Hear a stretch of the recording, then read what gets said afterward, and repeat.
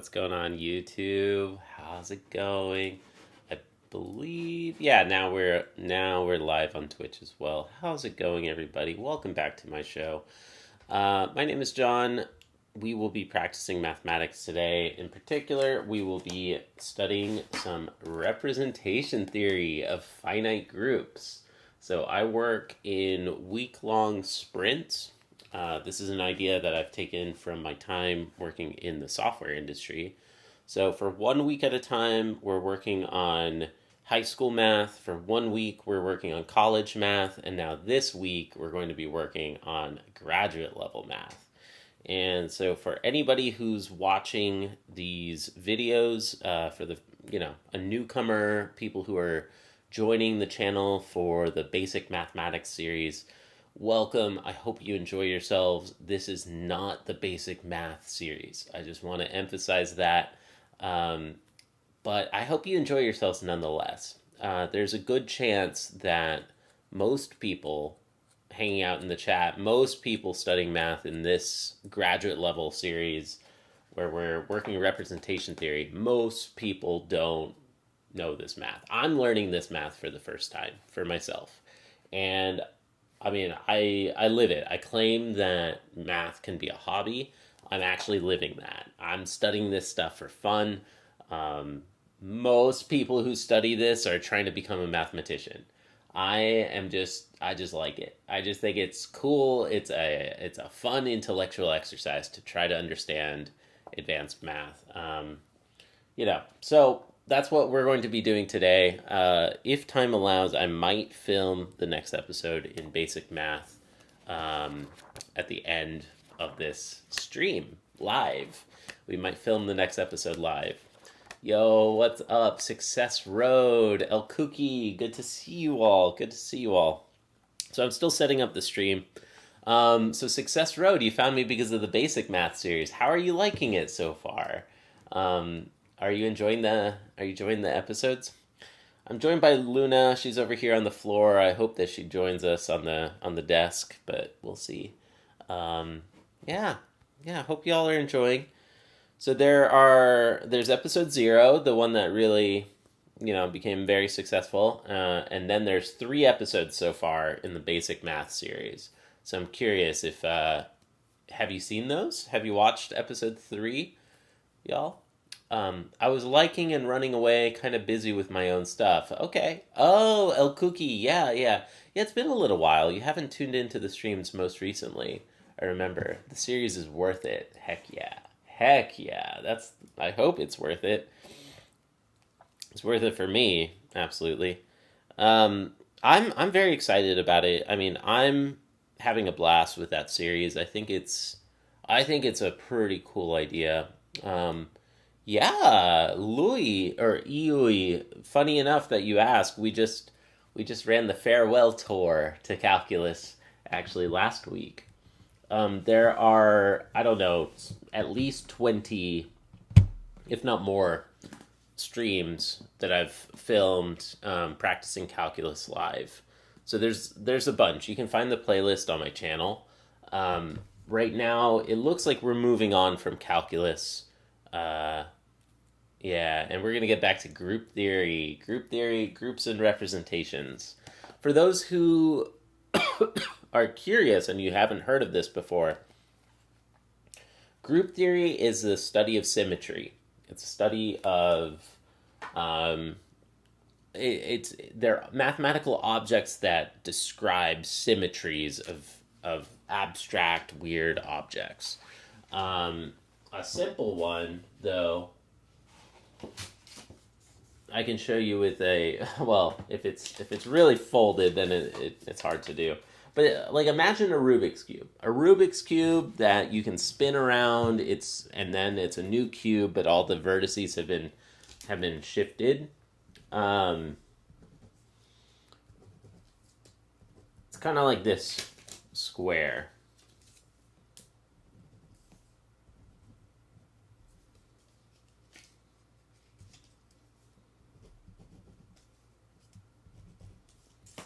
Okay, so this square, I wish I had That's not going to focus. That's not going to focus. 1, 2, 3, 4, right? I can rotate it 90 degrees, and then I get another square, but all the vertices have moved. I can rotate it again, I can rotate it again, I can rotate it again, and then now we're back to the original square, right? Do I have where's my Sharpie? I have a proper Sharpie nearby. Okay, so nothing too surprising. If I rotate this square 4 times, we get back to the original square. If I rotate 4 times, I can also flip the square 1, 2, 3, 4 like this. I can flip it. I could rotate and then flip, and then rotate, etc. It turns out that there's exactly 8 ways that you can rotate and flip a square, and those are the exact 8 symmetries of the square without like cutting off an edge and rearranging, like gluing, like re-gluing, or chopping up the square or something. That mathematical object, R8, you can treat these like functions or numbers that you can multiply together. Like if I rotate 1 time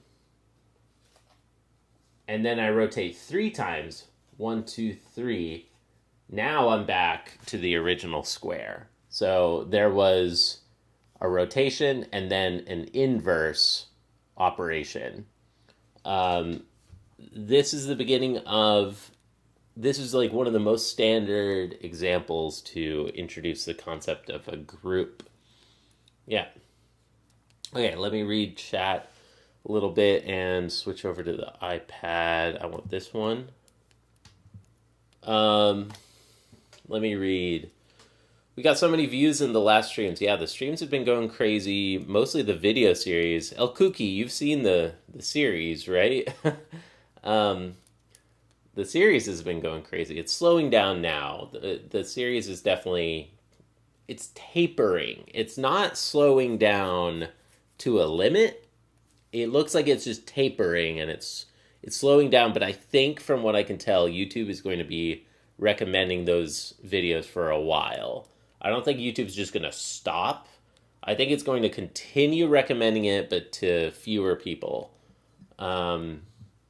Is second year of college too late to learn math if I failed math in both semesters of first year? Anyone in the comments can give advice too. Yeah, please, always, people in the comments, you can, in the chat, you can answer each other's questions and things like that. Better late than never. Yeah, I really think it's never too late to study math, especially if you want to study it as a hobby. Like, you can study math at any point. So what is your purpose? Caver engineer enthusiast? If your intent is to become a research mathematician, I still don't think it's too late. But yeah, it's going to be an uphill battle. It might be hard. You have to work your tail off, but you could still do it if you're really determined.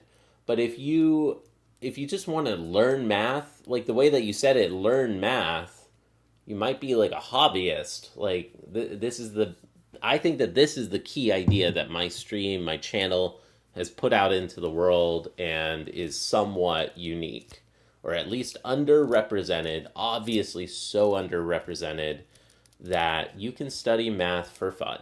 You can study math as a hobby. That's what I'm doing. And it's never too late. It's definitely never too late to start studying math as a hobby.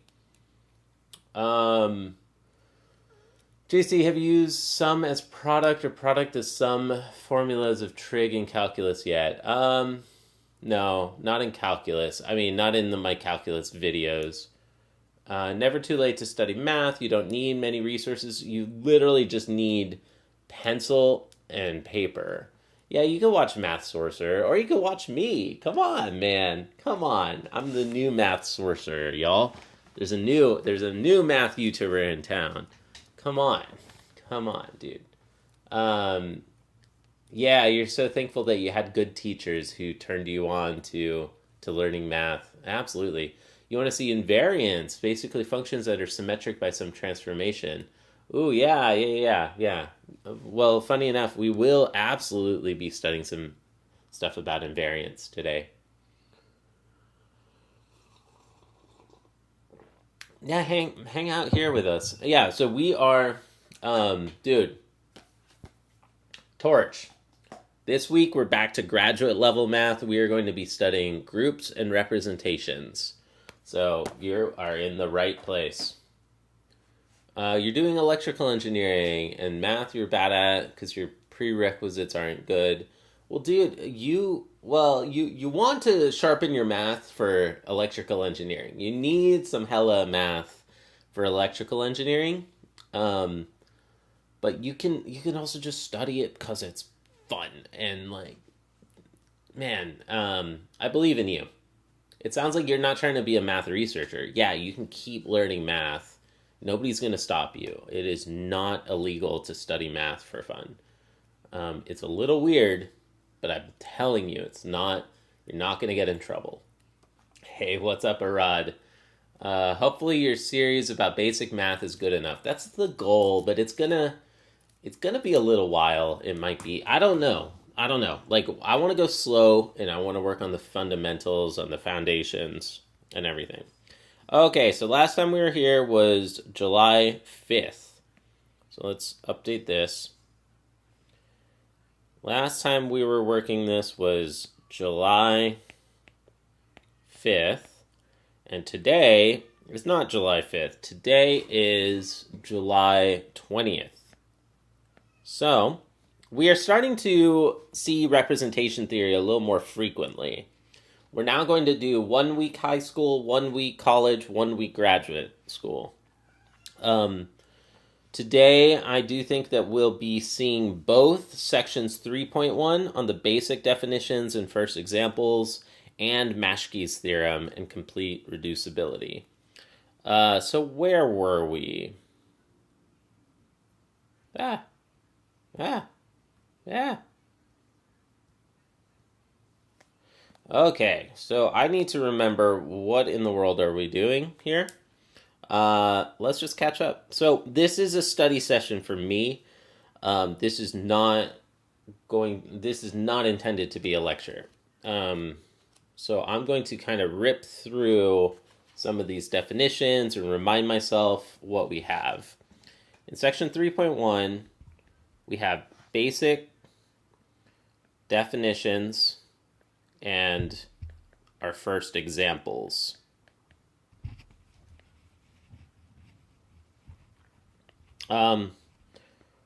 We get the definition of a representation.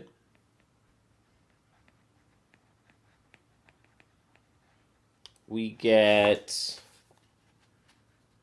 some examples of a trivial representation, an example of a representation of Z mod 2Z, another example, Z mod 4Z. We get the definition of an equivalent representation. I think I remember that well enough that I could reconstruct it. We get the definition of we get some examples, the standard representation of Sn. Then we get the definition of a G invariant subspace. G invariant subspace. I remember that. Definition, this next one I think I want to rewrite. Definition 3.1.1 on the direct sum of representations. I want to review that one. I think I kind of have the idea of it. But I do want to rewrite that one.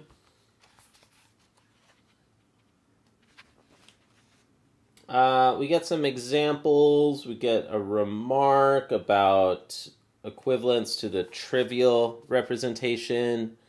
We get another example about a representation defined on generators. We get a nice table of analogies. This is a really, really helpful table, I think. So I'm going to write it. Table on analogies between groups, vector spaces, and representations. So we compare those. Then we get the definition of an irreducible representation. Oh, Luna. I'm sorry, y'all. I gotta take a quick break. I'm gonna go get the cat and go pee real quick. Be right back.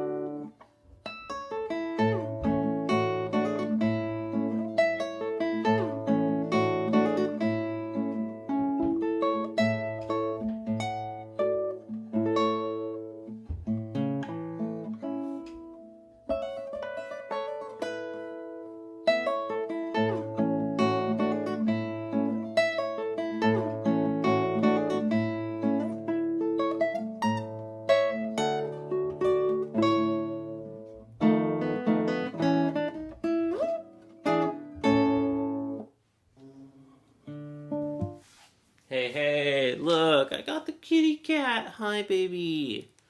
Hi. Say hello to all your new fans. She's got so many new fans out there now. Luna, Luna.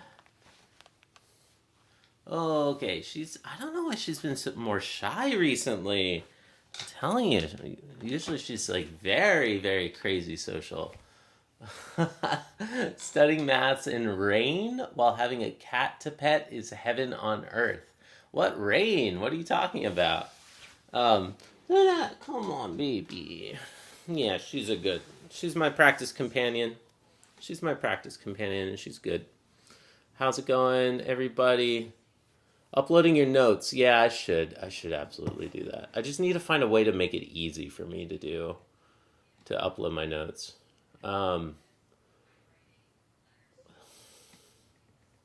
Math teacher's an electrical engineer. Yeah. You need a lot of math to study electrical engineering, I think. Math teacher is a computer science engineer. Cool. Galois theory. Yeah, dude, I want to study some Galois theory. I've got a book back there that's on the to-do list someday. Ooh, a stray cat. get her checked? Why? What's wrong with her? She's good. She's good. What's wrong? What's wrong with the loon? Okay, come join us. Get her checked? What's wrong with her? Okay, great. Now we got her joining us. Okay, too many books. I know.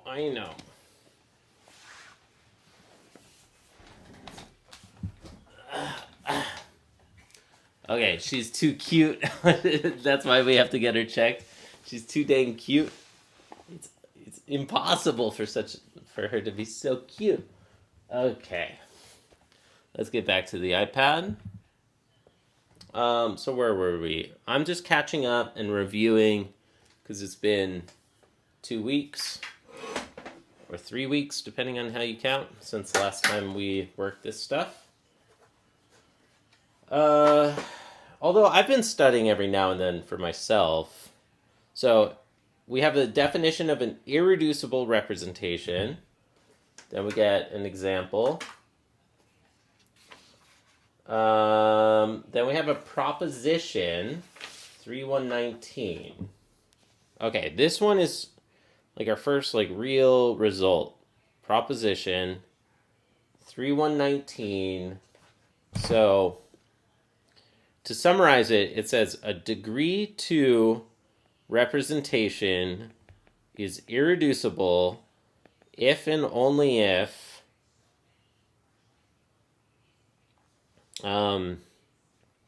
there's no common eigenvector.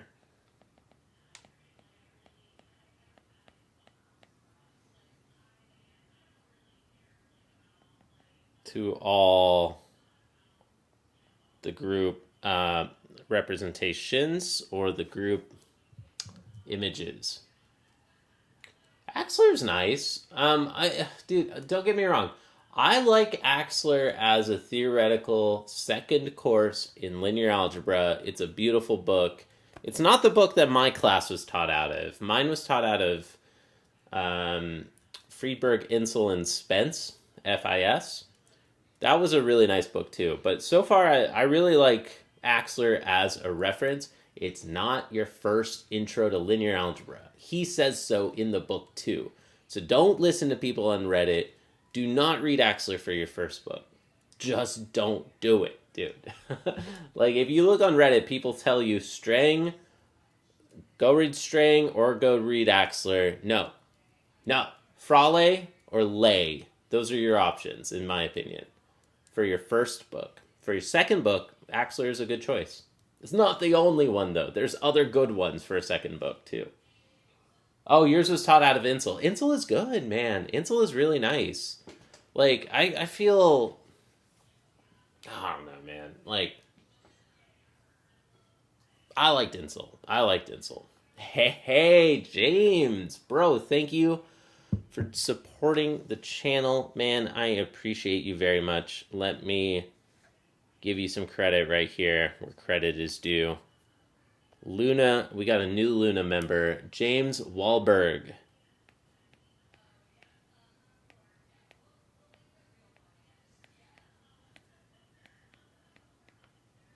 James Wahlberg, 4466. I appreciate you very much. Thank you. And let's see. First semester linear algebra taught Axler, and that explains why you found it so hard. Unless you already have experience writing proofs, if you've already learned how to write proofs and you're already interested in abstract pure mathematics, yeah, maybe you could start with Axler. But most people, that's a lot of new info all at once. Like intro to proofs, intro to linear algebra, and an inherent interest in abstract linear algebra. Like, it's just too much, I think. Bro, thank you so much, James. Yeah, so if that was your first proof-based class and it was your intro to linear algebra at the same time, I just think that's not the right way. Like, are you a math major? And like, were you on a were you on like a math major track of some kind? Like was it an honors linear algebra class for math majors? Yeah, maybe. But most people learning linear algebra are learning it to become an engineer. And that's okay. That is the world we live in. That makes sense. Um, so I don't know. Yeah, if you know that if you're a math major, maybe.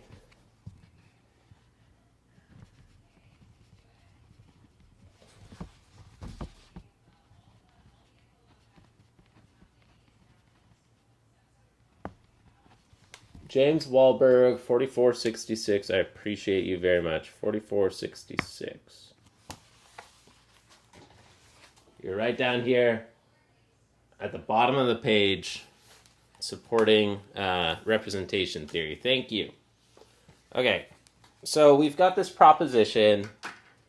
Let me see. Can I rewrite this so it fits on one line? This is a trick that I've developed for myself to try to like really force yourself to summarize even sharper. Like in a Google Doc, can you fit that bullet point in one single line?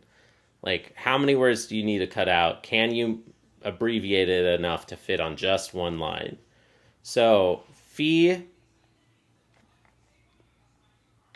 I'm going to say degree 2 phi irreducible if and only if phi g share no common eigenvector. So close. Okay. Pretty close enough. I'm just going to say degree 2 irreducible if and only if the group images have no common eigenvector. There we go. That's a pretty good, succinct, little, sharp summary. Proofs are scams since the Pythagorean theorem. What are you talking about? What's up, pie in the sky? How's it going on Twitch? Holding it down over there on Twitch. One of like two people. Okay. It was the non-engineering linear algebra, okay, which had lots of math majors. I was studying it for econ. I think for econ you still want I think you want the engineering linear algebra. But it wasn't the honors version. I feel a first course in linear algebra should only be taught out of Axler if it's an honors course, I feel. Like, he says it in the book. He says it on the back cover. So I'm sorry that you had a rough intro. Because linear algebra turned me on to math. So I feel strongly about this. Like, I love linear algebra very much. And I don't know if I would have, if it started out day one as rigorous as Axler. Maybe. Okay, so that was our proposition. What else do we need? We're catching up. So a corollary of that proposition, I think. Oh, no. We get another. Oh, where'd it go? Still grew to love it years later. Okay, yeah, totally. I mean, it's beautiful. It's a really nice book from what I've seen. Okay, we've got that proposition. We've got an example. Then we have a definition about complete reducibility.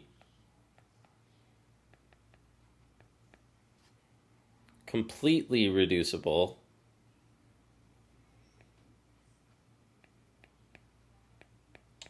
I can't write this one immediately offhand. I think I know the general idea. It's like it factors completely into... No, I don't remember that one. We got to write that one down.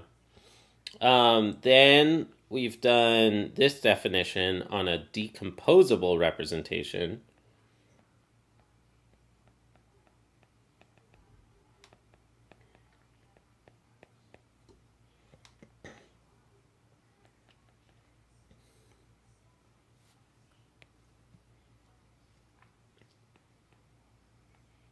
Then we have a lemma.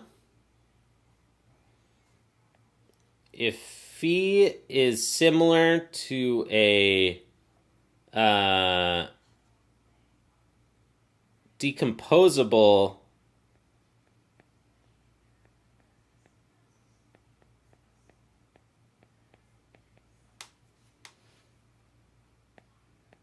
then phi is decomposable.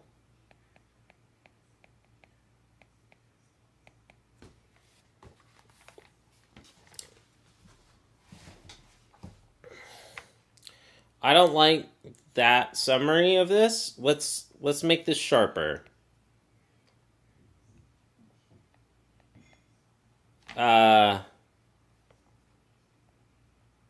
Decomposable. A representation is decomposable if similar to a decomposable.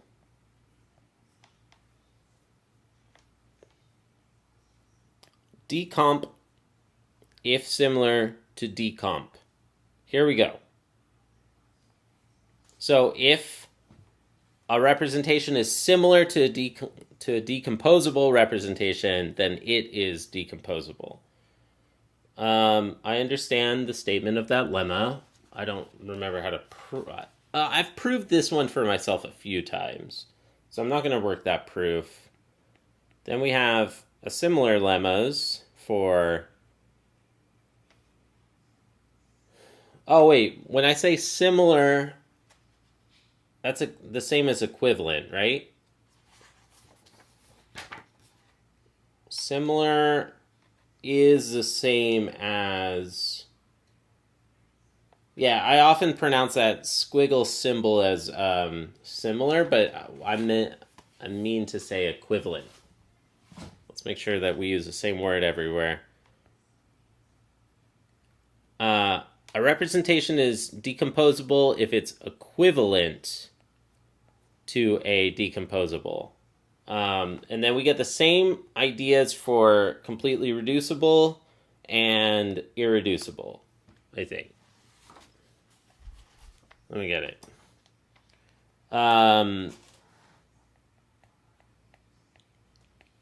A representation is irreducible if it is equivalent to a irreducible.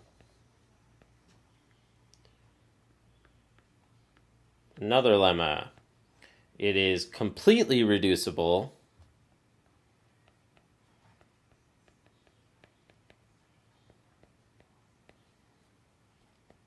if it is equivalent to a completely reducible.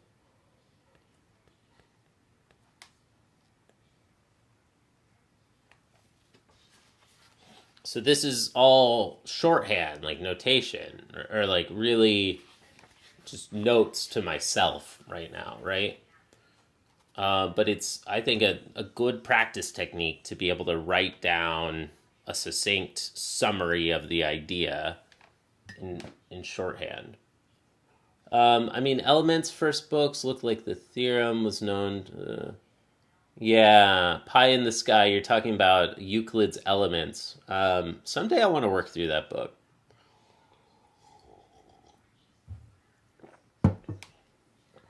Yeah, the most famous math book of all time. Okay, now we're going to be moving on. I feel pretty good for the most part about everything in section 3.1. There's just like one definition I want to rewrite. Today we're going to be moving on to Maschke's theorem and complete reducibility.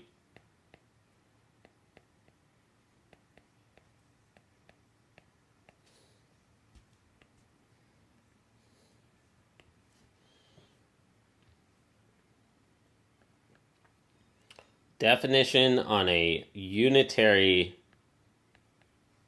representation. Can I just use phi everywhere to mean representation? I think so. This one I want to work and write down. Then we get a proposition. Let phi be a unitary representation. Then it is either irreducible or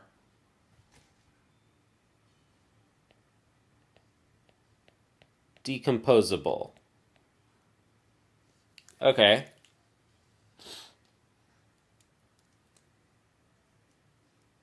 All right. Starting to lose me because I have an idea of what unitary representations are. It relates to like a unitary linear transformation which satisfies the inner product of VW equals the inner product of UV But now it's starting to lose me. Here's the last one, third in a row. Let's pause after this. Proposition: every rep of a finite group is equivalent to a unitary representation. Neat. Every phi of a finite group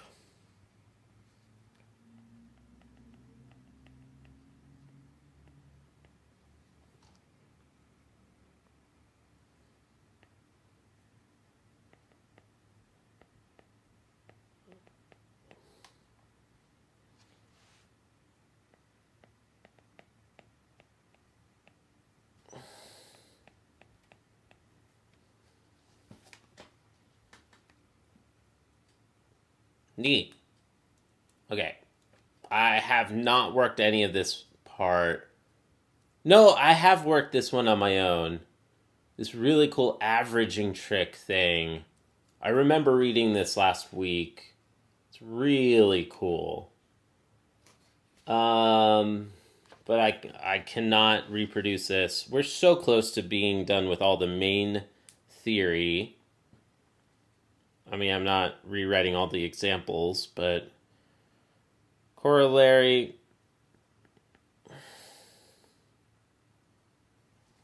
I guess I should just get used to writing corollary, C-O-R.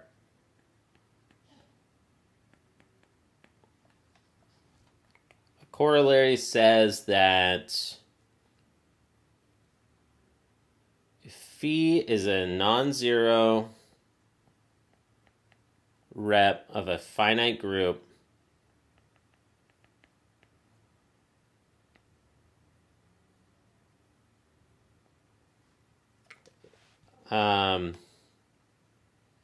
it's either irreducible or decomposable.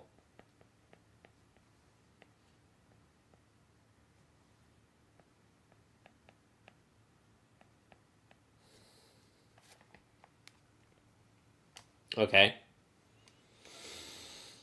Yeah, okay. So it's important, I think, that these last couple of propositions and such are stating that it's a finite group. That seems to be popping up a lot more now, whereas it wasn't part of the definitions earlier.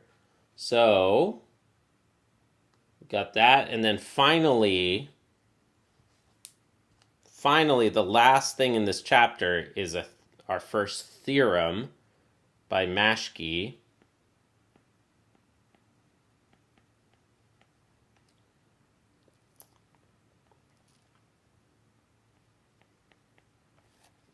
Every representation of a finite group is completely reducible.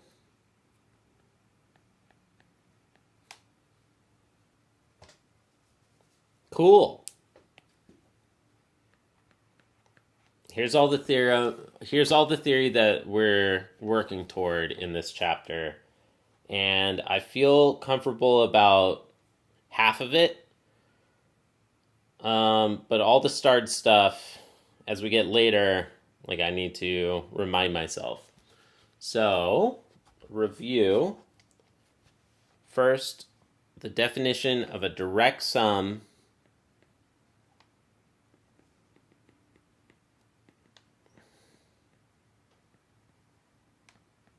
of two representations.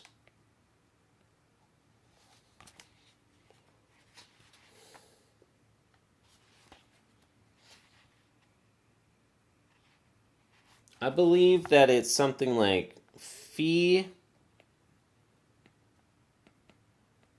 is phi 1 direct sum phi 2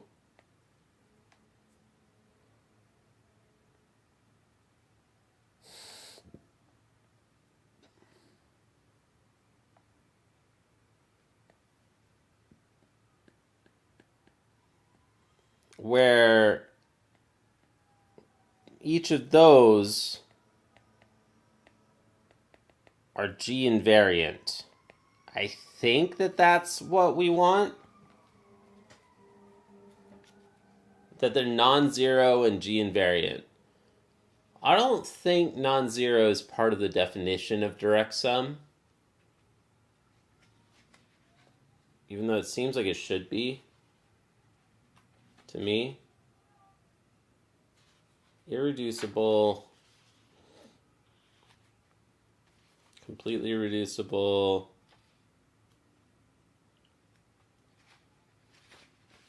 A rep.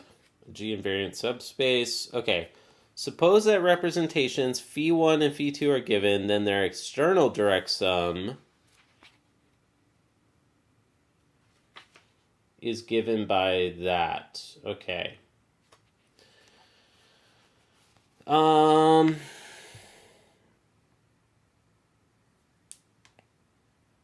think what I just wrote is something more like complete or like decomposability.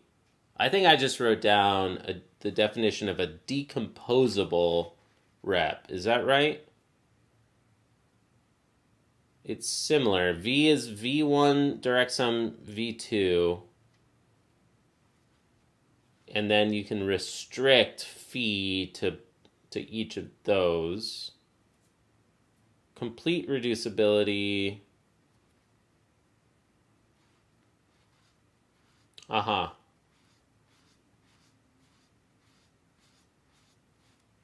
I wrote something that's like a little closer to complete reducibility and decomposable reps. What's up, Goku? How are you? Good to see you. Okay, so this isn't quite right.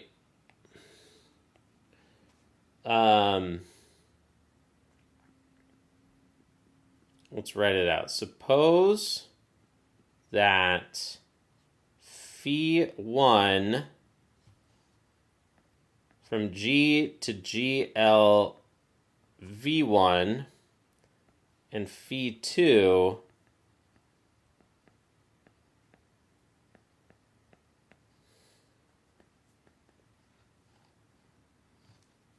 are given.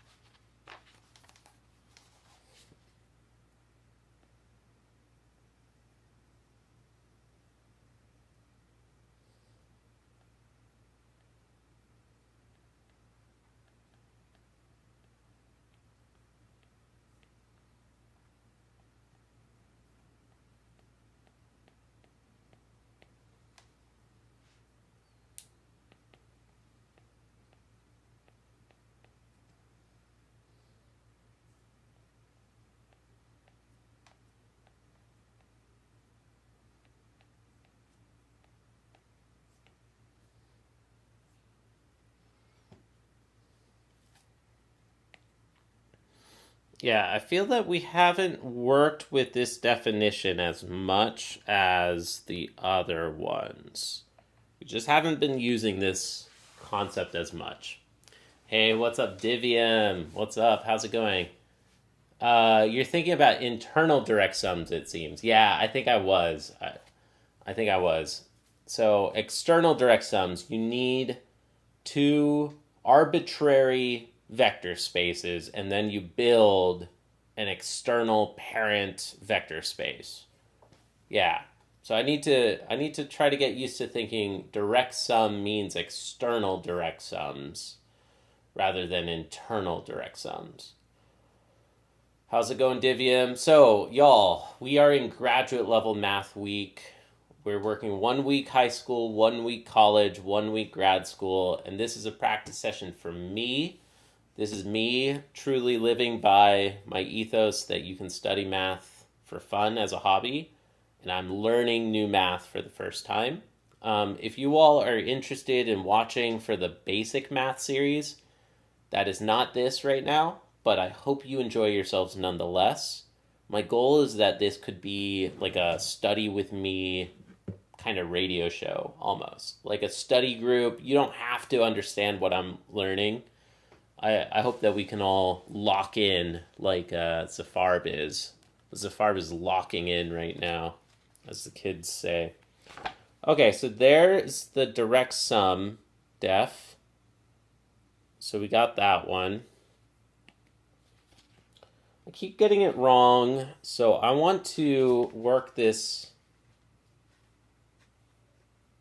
example that I keep skipping.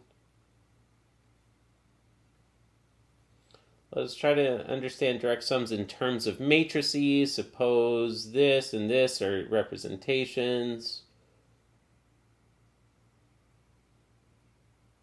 Okay. So, for example, if phi1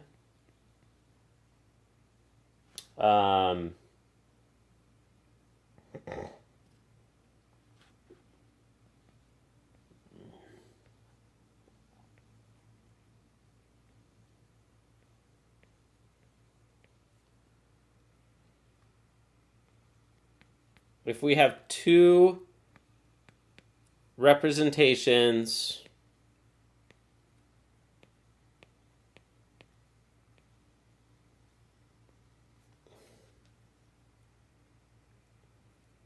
with matrix images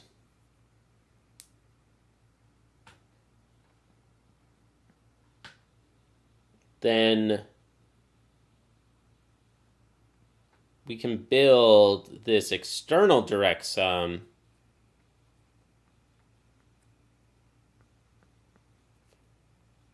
which represents the group as matrices in m plus n square matrices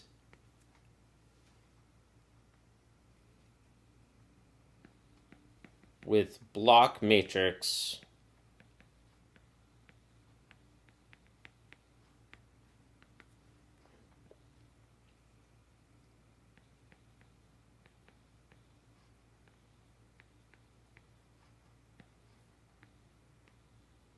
So for any group element, the matrix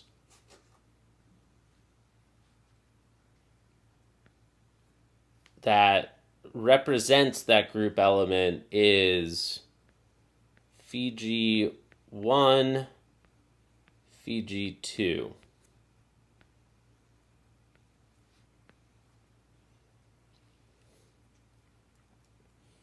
Okay. More concretely, an example of this is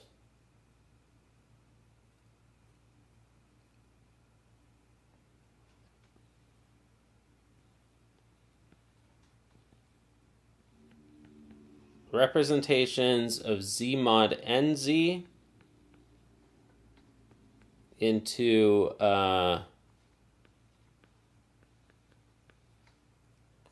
the non-zero complex numbers, and this one would be z mod mz. No, for this one it's both n. Okay. With phi1 of g is a integer mod n, e to the 2 pi I m over n, and then this other one is e to the negative 2 pi I m over n.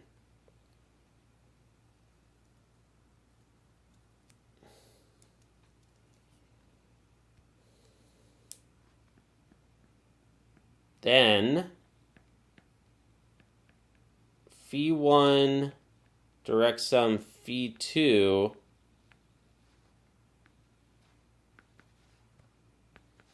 is this block matrix 2 pi I m over n, e to the negative 2 pi I m over n.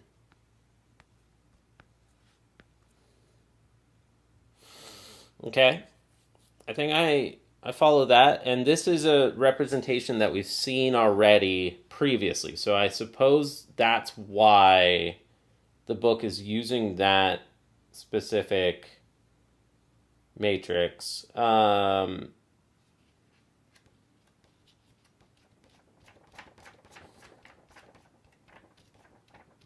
Yeah, it showed this representation. It showed this representation previously in Def 317. Okay, keep going.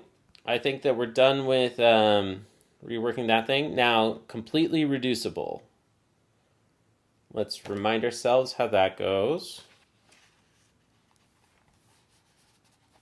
Hey, what's up? Aryan Singh Rathori. How are you?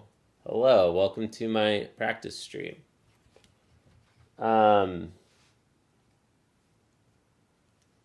Okay. Definition on a completely reducible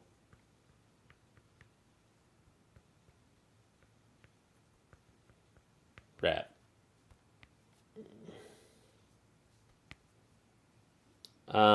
Let G be a group, phi a representation is completely reducible if V is the direct sum of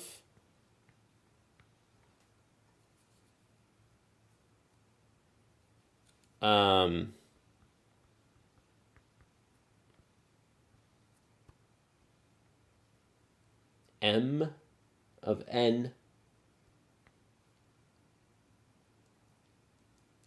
subspaces. Okay, let's make this a little bit better.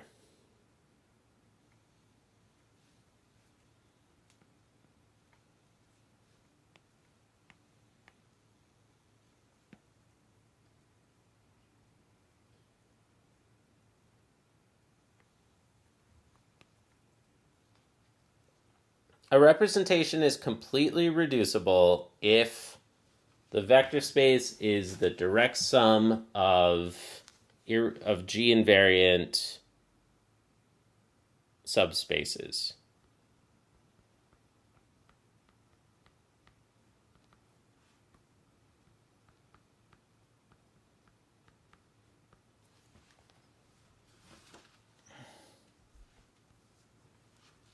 Aha.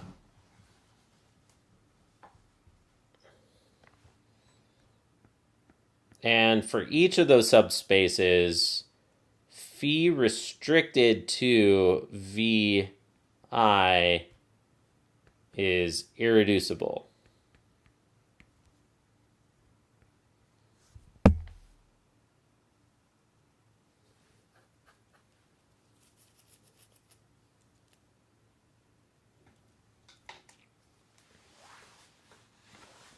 Okay. So a representation is completely reducible if the vector space is the direct sum of G invariant subspaces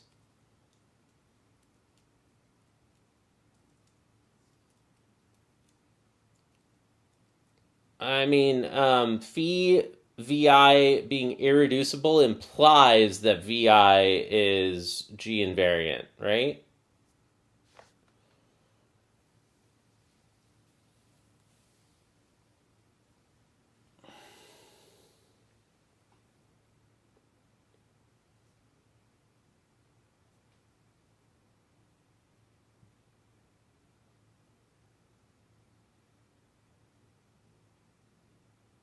I mean, can't I just say that if it's completely reducible if phi is the internal direct sum of irreducible representations? I mean, that works in my head. Phi is completely reducible if it is the internal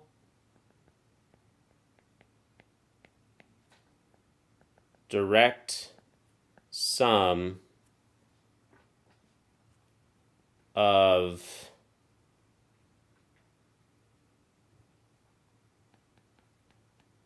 irreducible reps.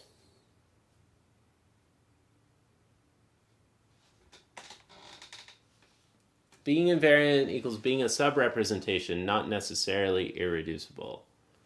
Okay, but the right. I noticed that. So then the next point said that phi restricted to vi is irreducible. But if it's irreducible, then that subspace must be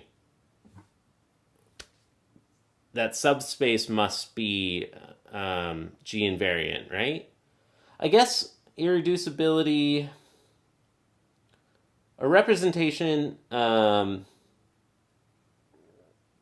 guess G invariance doesn't make sense for a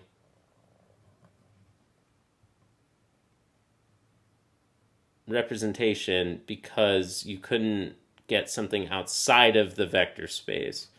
I'm sorry, be right back. I gotta be right back one more time. BRB.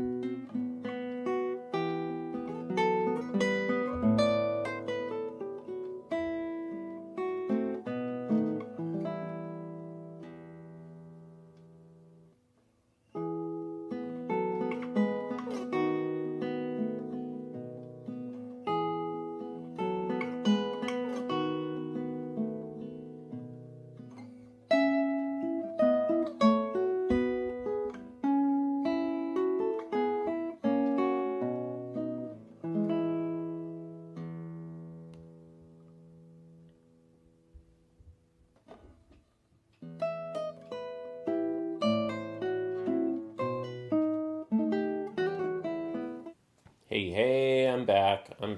What's up? So, mathcanbeahobby.com, by the way, I have set up that URL. If anybody wants to share the video or the playlist to those videos, this is a brand new URL that's easy to pronounce in random conversation. Next time that you're talking to somebody on the street and you think that they would like mathematics as a hobby, math can be a hobby.com.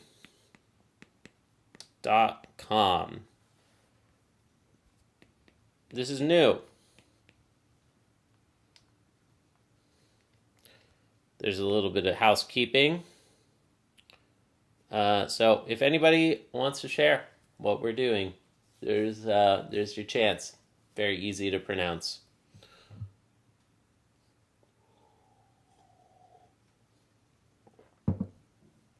All it does is just redirect to the YouTube playlist. Okay, I think that this is an accurate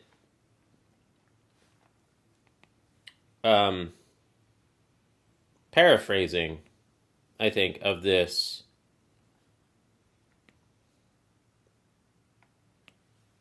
definition.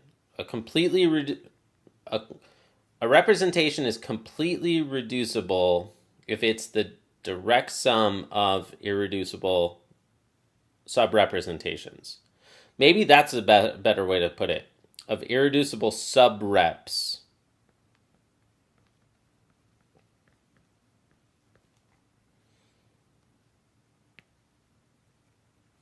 And then we already get internal clarified by the idea of subrepresentations. I think that this is accurate. Can somebody check me on that? I think that this is correct.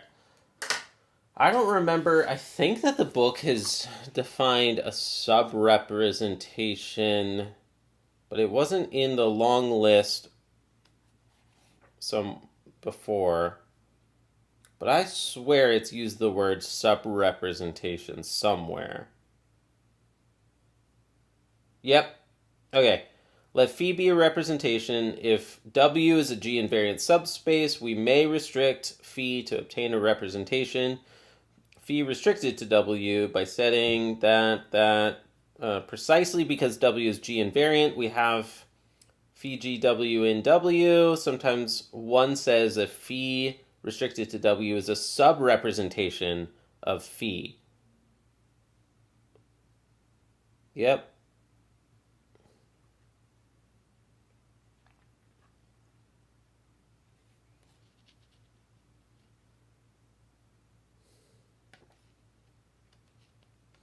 Yeah, there's this little bit of the book that I keep my eyes keep glazing over and like kind of glossing over. But now I think I'm understanding a couple of paragraphs better. Hey, what's up, Say Stuff? How are you? Yeah, it seems right. Yeah, man. Hey, True is Satya. How's it going? I didn't pin this message correctly. So y'all, I think that what you want is the Discord. You can join the Discord and you can join the study group. There's a study group channel for basic mathematics. You're all right, a little tired? Yeah, I feel you. I'm like ready to go, man. I've been excited for this week. We're back to graduate level math this week for my practice sessions.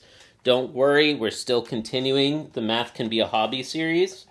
In fact, I plan on filming episode 4 later today. So every week, I want to make sure that I can point people to this. First off, we have a brand new URL. We have a new structure that's forming, which is 2 videos per week.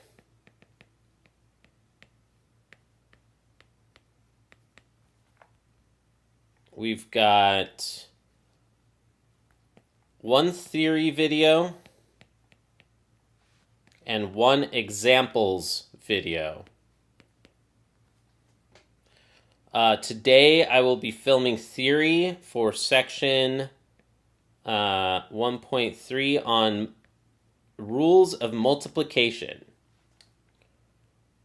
I should also say a little bit better structure that is forming.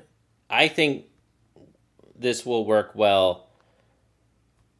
One section per week. One section per week, 2 videos. One is on theory, one is on examples, and then the weekend, Saturday discussion group.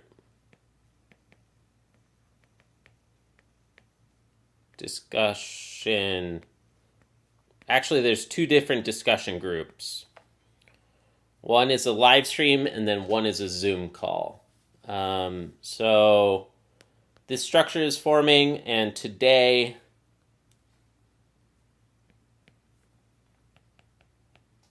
I will be filming my theory video on multiplication.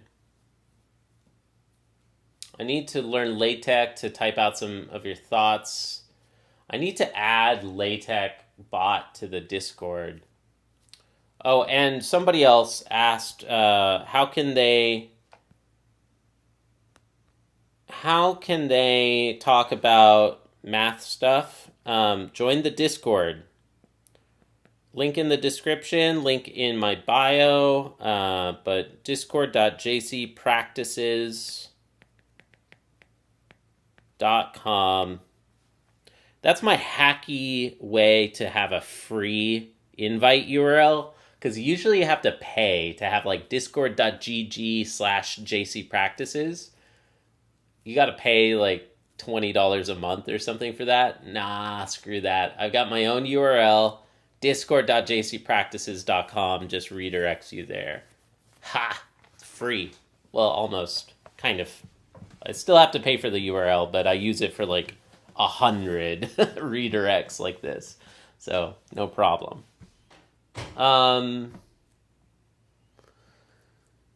Yeah. Prerequisites for representation theory. Technically, it's just linear algebra and groups, but it's, I would say, mathematical maturity, proofwriting skills. You have to be good at proofwriting. Like, this book is not easy. This book is dense. It takes sometimes a week to get through a page. It's like that kind of math book. It's different. So don't worry if you're not, following everything here. This is me learning for myself. I don't want to make it sound too scary. Like, you can learn this. Like, yeah, you can learn it. It really isn't too much prerequisites. Yeah, if you're having trouble, when you say just looking at the linear algebra review, do you mean from this book? Linear algebra review from this book? It's dense. It's actually very dense. But the book doesn't get easier. I don't know how is another book that's recommended for undergrads. That one might be friendlier. I don't know. I really don't know. Oh, from the book, looking at the notation. Yeah, this book it's taking me some time, and I feel not bad. I feel decently good about my math background. I don't feel like this is an easy book. I feel that how might be easier. Have you learned abstract algebra yet? Have you learned group theory? Because I would highly, highly recommend that you work group theory before representation theory. Okay, so what's the other thing? Y'all, I now have affiliate links. I finally did this. Affiliate links. So if anybody wants to get these books, let me know. I already have one set up in the video descriptions for basic math, and more soon. So let me know if anybody plans on getting one of these books, and I will pause and set up that affiliate link. I'd appreciate the dollar that I get, of course, but partly I also just want to make sure I get 3 in 6 months or whatever, so that they'll let me keep my account. You have to hit like a certain number per month or per every 6 months in order to not get deactivated. Oh, you have done a course on abstract and linear algebra. Okay.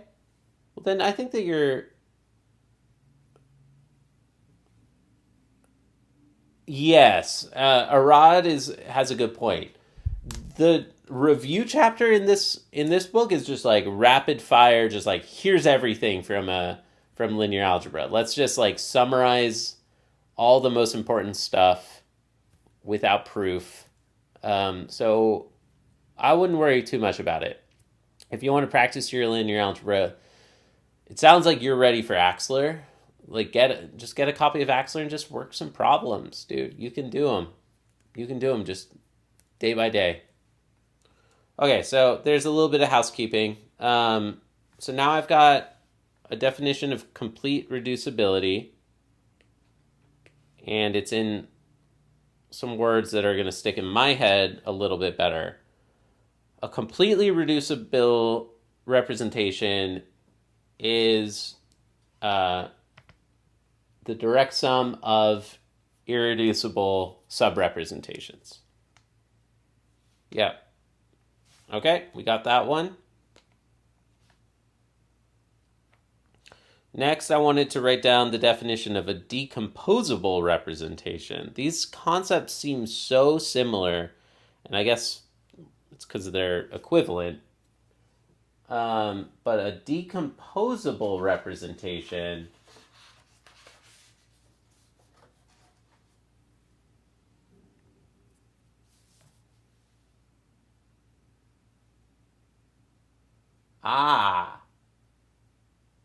not necessarily irreducible. Now I think I'm starting to get the distinction a little bit better. So the definition of a decomposable representation. Phi is said to be decomposable if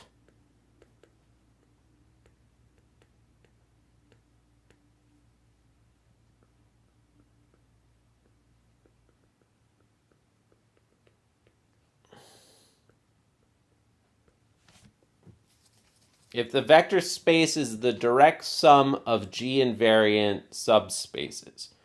But these subspaces are not necessarily irreducible. Like the restriction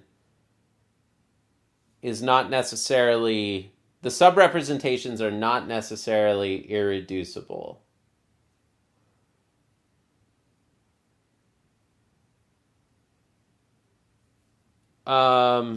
G-invariant non-zero subspaces.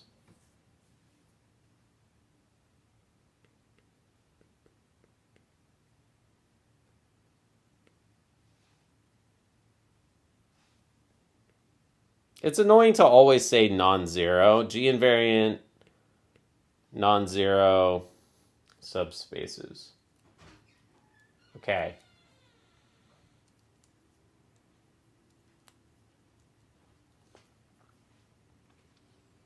Okay, so the subrepresentations are not necessarily irreducible. Okay. Then,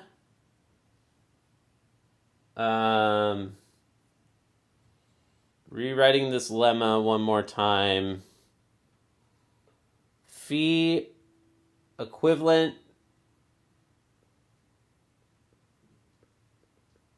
to a decomposable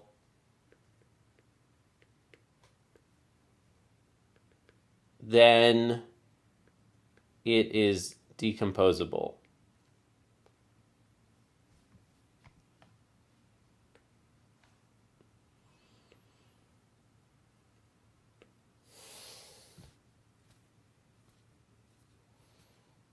If a representation is equivalent to a decomposable representation, then it is decomposable. Okay?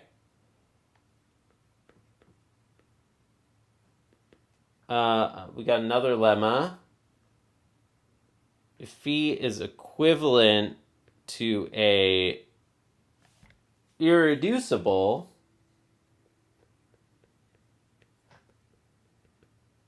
then it is irreducible.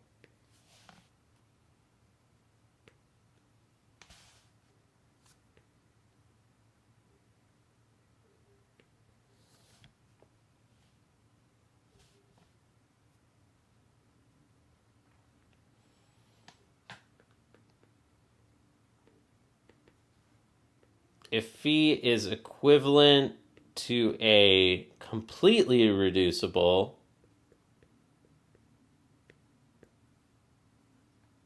then it is completely reducible.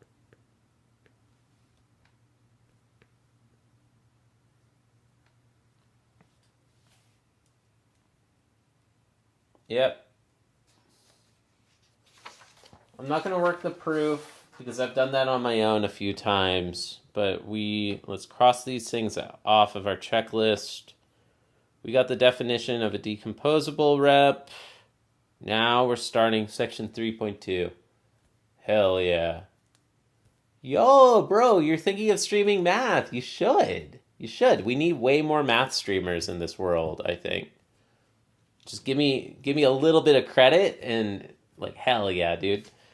That's awesome. Just give me a shout out every now and then.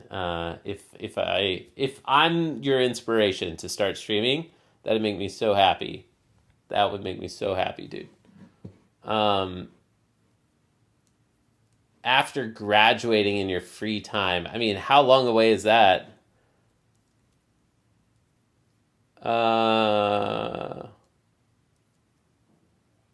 Hey, Locke, what's up, bro? Yeah, I mean, you are and you're not. Okay, so we got all the way through chapter 3.1, basic defs and examples. I think today's the first stream where we're going to spend significant amount of time on Maschke's theorem and complete reducibility. So I'm really just catching up, reviewing what we've done in the past. In 3.2, we've got Maschke's theorem. Next semester. Okay, let's go, dude. Why not just start now? So, what do you all think? I'm so curious. Why are the bullet points so compacted here? It's because, like, this was meant to be, like, the most high level, just reminding myself of what everything is and starring the ones that I wanted to actually rewrite and review. This is a practice technique, in my opinion, that's always been very helpful to me.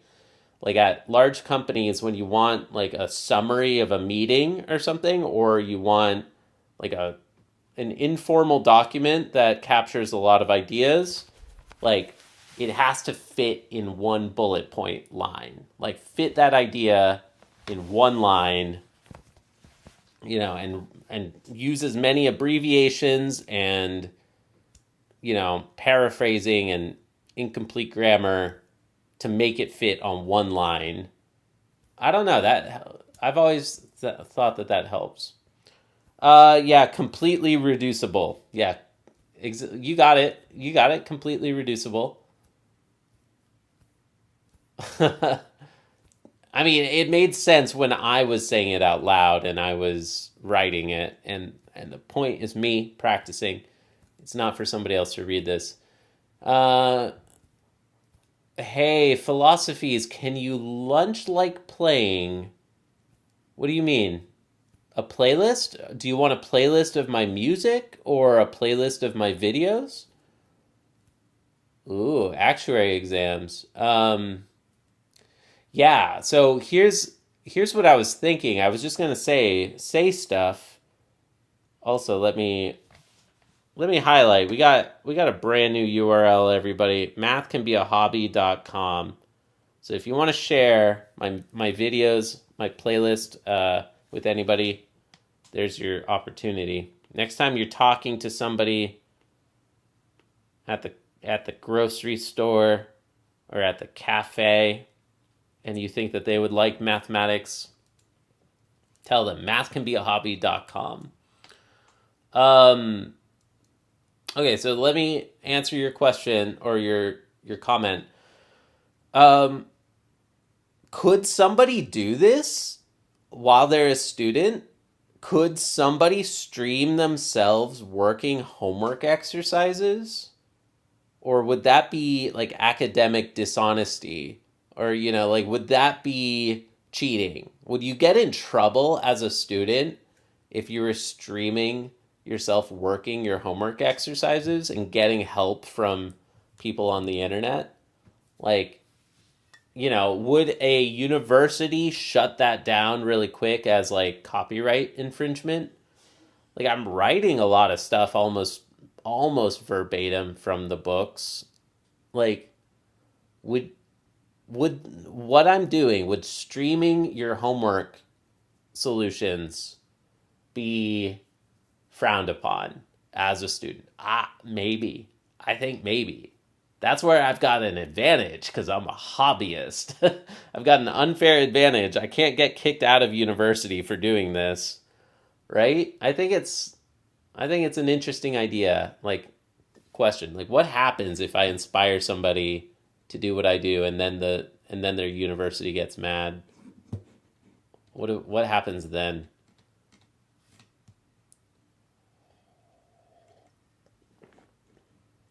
So that's like what Say Stuff is saying. Like, Say Stuff wants to stream actuarial exam prep, but if you show that on screen, it's copyrighted, and they might not be happy about that. Good luck with your GA write up, Lockheed. Sounds interesting. You want a whole math course, man? I mean, I'm just 18 and I really want to master math, which is impossible. Just a course playlist with everything I need. Literally, I mean, it's brand new. It's brand new. And we haven't done anything more than addition. But what you want is my new playlist. Mathcanbeahobby.com. Literally, this URL. This is a YouTube playlist. It's just a fancy link. This is the playlist that you're looking for basic mathematics. I mean, even listening down all the topic in math is a hard task, let alone a playlist. Yeah, it's going to take a while. It's going to take a while. But if you want to just relearn math or get better at math, this is starting from the ground up. I think that this is what you're looking for, dude. Like, seriously. Like, we are starting from the ground up and we're going to learn all of high school math, but we're going to learn it the right way, slowly and in depth with proofs. Today, I'm going to introduce multiplication. Like last time we talked about addition. Like that's how, like we're starting from the basics, but we're doing it right. We're doing it better, deeper proofs, understanding everything conceptually, like really conceptually. Ooh, math subject classification, 200 pages. No, I haven't seen that. You could do the free sample. Yeah, see, that's what I'm thinking. Like, I felt a little nervous about it, but I've done streams working and showing the entire sample exams from the College Board for the SAT. Like, I worked the sample SAT exam, and I worked the sample AP pre-calculus exam. So, yeah, like, I don't know. I think I have a hard time seeing these publishers or exam companies getting mad about streaming their free sample materials. And dude, I think a lot of people have bought this book already. Like, a lot of people have already bought this book on basic math because of what I'm doing. So I have a hard time imagining that I'm going to get in trouble. But if I do, then we'll figure something else out. I'll just have to rewrite every problem with my own numbers instead, which is a pain in the butt. I think everything I'm doing is very fair use. I think everything I'm doing is super, super fair use. Yeah. Yeah. Okay, so let's keep going. We've reviewed all the definitions and lemmas, and I've worked. Dude, I kind of want to. Tempted to. I've done this one on my own so many times. I've done these on my own a bunch of times, so I'm not going to rework the proofs of this one and this one, but I've done those on my own. So let's keep moving. Let's get to Maschke's theorem. Hell yeah.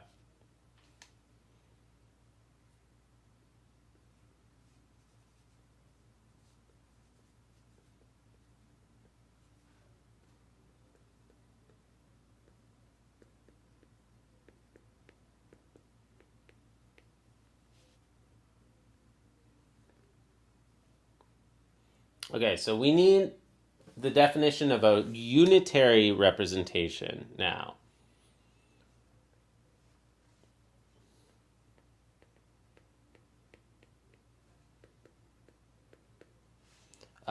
Which I imagine relates to the concept of a unitary transformation in an inner product space. So we're going to have to say that V is an inner product space, and that I think it's going to be V is an inner product space, and the inner product of VW is the same as the inner product of phi V phi W for any group element G. I think that this is it. So let's find out. Yep. Okay, so precisely let V be an inner product space. And phi from a group into the invertible transformations of an inner product space is a unitary representation. Is said to be unitary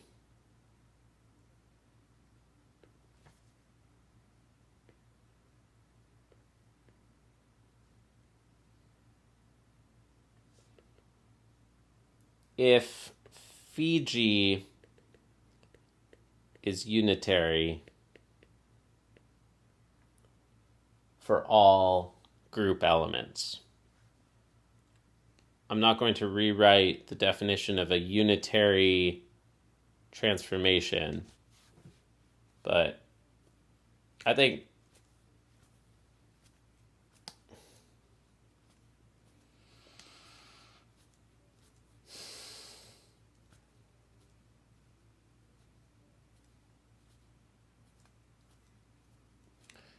a college entrance exam, math and science, 2 subtests of the 4, basically fundamentals and more wide range of topics than deep, how to prepare. I don't know. Okay. Good question. At Reminisce, great question. I love taking this question. It's a very good one.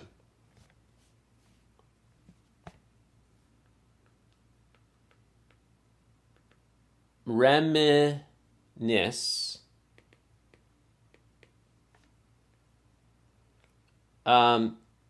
look into the concept of breadth first search and spaced repetition. Look into these concepts. Repetition.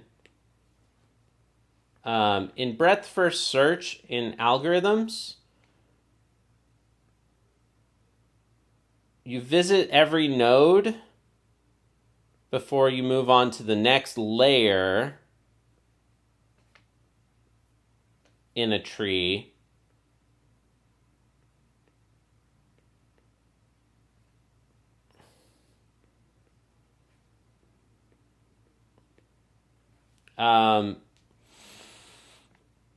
In math, the way I see that is you work one exercise from section 1, then you work one exercise in section 2, then you work one exercise in section 3, and you keep doing that until you get stuck. And if you get stuck, I think that you should reset. If your purpose is to relearn or see a lot of math and like get a breadth and prepare for an exam with a lot of stuff on it, do that until you get stuck, then reset, and then work the second problem from every section. And then this time around, maybe you're still stuck on that problem, maybe not. Maybe you reset again and you work the third problem from everything until you get to that problem. And then at some point, you're going to freaking be able to work that problem. Don't forget to reread the sections and work the examples from the section. But keep resetting and work previous problems from previous sections. And then just keep going. If you can solve that exercise, move on to the next one, work that problem, keep going, and just keep adding more and more material until you get stuck, and then reset again and work everything all the way up until then. This method is going to get you, like, at some point, it's not like you should spend a whole hour or day just on one problem for everyone. At some point, these earlier topics are going to get super easy and you can just rip through one, you can get through multiple all in one day.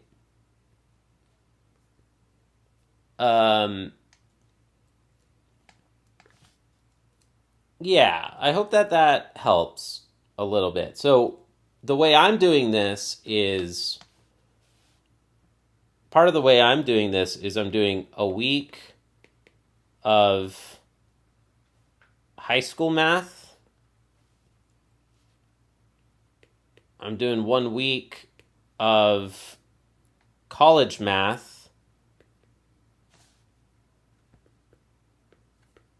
Bachelor's of Science, and then I'm doing a week of graduate school math. Really like a master's degree. And then I reset. And the purpose is different each time. In high school math, the purpose is more teaching and being able to explain the concepts and getting through a lot of concepts, but more about the presentation of teaching. In college math, it's a bit of teaching, it's a bit also of for me, remembering and relearning some math, like abstract algebra or something. But right now, we're in the graduate school math, and I am actually learning this math for the first time. So the purpose is not for today teaching. Hey, what's up? DZ John, hi. How's it going? I'm working representation theory of finite groups. This is a subject about studying symmetry using linear algebra. So, group theory is this really beautiful field in abstract algebra. It kind of takes the idea of vector spaces and supercharges that to like even more abstract, more abstract settings. And it turns out that linear algebra is super useful for understanding abstract algebra even more. Yeah, you like it. Awesome, dude.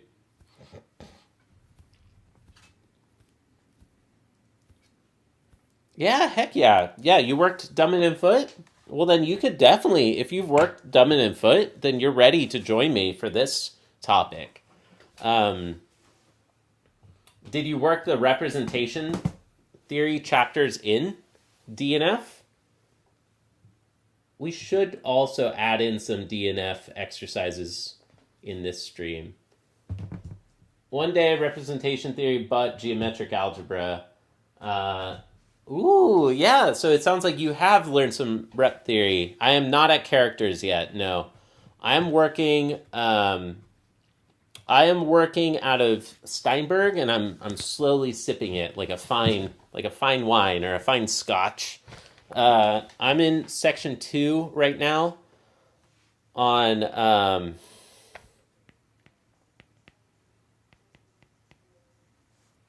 rep theory by Steinberg is the book that I'm using. In high school math, we're doing this series that is blowing up, Basic Math by Lang. College math? I don't know.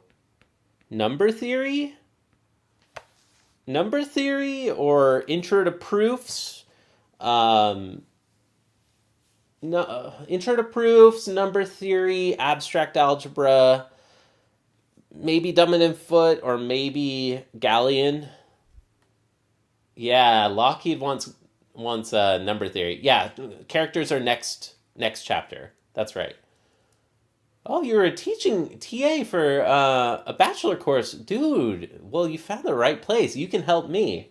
I mean, it's been what year is it? 14 years since I graduated. So I am dusting off cobwebs, and I am learning this for the first time myself. So heck yeah. Yeah, Arad, DZ, John, what do you all think? Like, what should be my college math topic? Because we have a lot of awesome newcomers who are following the Lang Basic Math series. So, I want them to also, like, some people might want to see more advanced proof, like intro to proof math. It could be Axler. Dude, it could be Axler, proof-oriented Axler. I know that some people are annoyed at how much linear algebra I've done. Number theory is very tempting. It could be number theory. It could be number theory, or it could be intro to abstract algebra. I don't know. I'm very curious what you all think would be best. I'm leaning number theory or abstract algebra. So, I mean, what do you think, John? Because you've worked Dumbin and Foot. My my university had intro to abstract algebra and proofs. Like, our intro to proofs course was with abstract algebra, and it was taught out of baby Hungerford, like undergrad Hungerford. I liked it, but it's kind of a weird rings first approach, and I don't have my copy anymore. Um, and then there was a year-long sequence for people who wanted to go to grad school, 2 semesters of this was like the big boy abstract algebra, and it was taught out of Dummett and Foote. I don't know if I would have done as well in Dummett in working Dummett and Foote without an intro to proofs, an intro to abstract algebra. So I've heard good things about Galilean here, and I actually just got a copy of Galilean. Number theory is very tempting. So I feel like a friendly intro to abstract algebra could go here, or intro to number theory, often called elementary number theory. I just don't know the right book to use for this. I have a copy of Andrews, which is a really nice little Dover book. I also have an old copy of Rosin, like the undergraduate Rosin, not the graduate level Ireland and Rosin. And in fact, they're not even the same Rosin, which is really fascinating. But yeah, what do you all think would be best? And me too. I've wanted to work a Luffy. I really want to work a Luffy. Dominant Foot was your first algebra book. Hell yeah, dude. Me too. I'm thinking combinatorics would be really another option, like discrete math and combinatorics, because I've never learned that myself. But then I think I'm mixing purposes, because this series right now, I'm learning one new subject for myself. I think that the book might rotate in the college math series. Combinatorics is very tempting to me too. But I think any of these would be better than like Velleman, like something that's just a pure intro to proofs book. I don't think that's the right way to learn proofs. I think you should learn proofs in context of math, not just proofs for themselves. I'm very tempted to read a Luffy. But if I did a Luffy, I think it would... A Luffy's book, which I have back there and I want to work through, a Luffy's book is a graduate level book. He has an undergrad algebra book too, but people don't talk about that one as much. His category theory book is an alternative to Dummett and Foote, and it is a category theoretic approach, treatment. And yeah, I don't know the best number theory book for undergrads of elementary number theory. Ireland and Rosin is a great graduate level book. It's a great GTM book, and it's called A Modern Introduction to Elementary Number Theory, or something like that. Or to classical number theory or something. But it's like a pre-algebraic number theory, and it's elementary number theory, assuming mathematical maturity. Like, Ireland and Rosin is really, really nice. And I worked that a while ago for a bit. For funsies, because I'm a nerd. I'm a nerd. Abstract algebra is a nice setting for more category theory. Yep. Channel Mathematical Adventures has self-studied all of Galilean and done all the exercises. It's all on YouTube. Yes, that's what I'm thinking. I'm thinking I could kind of follow what he's done. I don't know if he's published all of his exercises, but he's shown that he has worked the entire book. And I think that's freaking awesome. It's not like he's done it and nobody else is allowed to ever work Galilean again. But I think I've been turned on to the idea of working Galilean because of his channel. Like, he really likes it. And I know now he's working Dummett and Foote. You like Fraleigh for abstract algebra. I love Fraleigh for linear algebra, so I bet I would like it for. Yeah. Did everything before abstract algebra get renamed to elementary? Kind of. Actually, yeah. I think that's accurate. I think that's accurate, Locke. Yeah. Visual group theory. Ooh.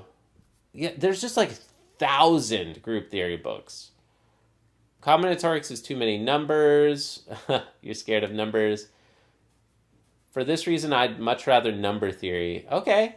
I would love intro to proofs because high school geometry teachers struggle with getting students to understand how to write a proof. It might dovetail with a bit of a dive into Euclid. Euclid would be fun. My intro to proofs, I want to be doing with Lang, with basic math, intro to proofs.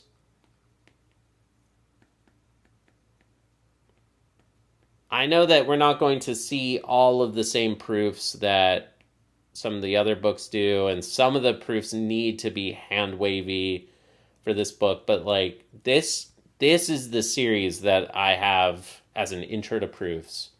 And it's freaking it's nice. Like this book is really nice. Basic Math by Lang.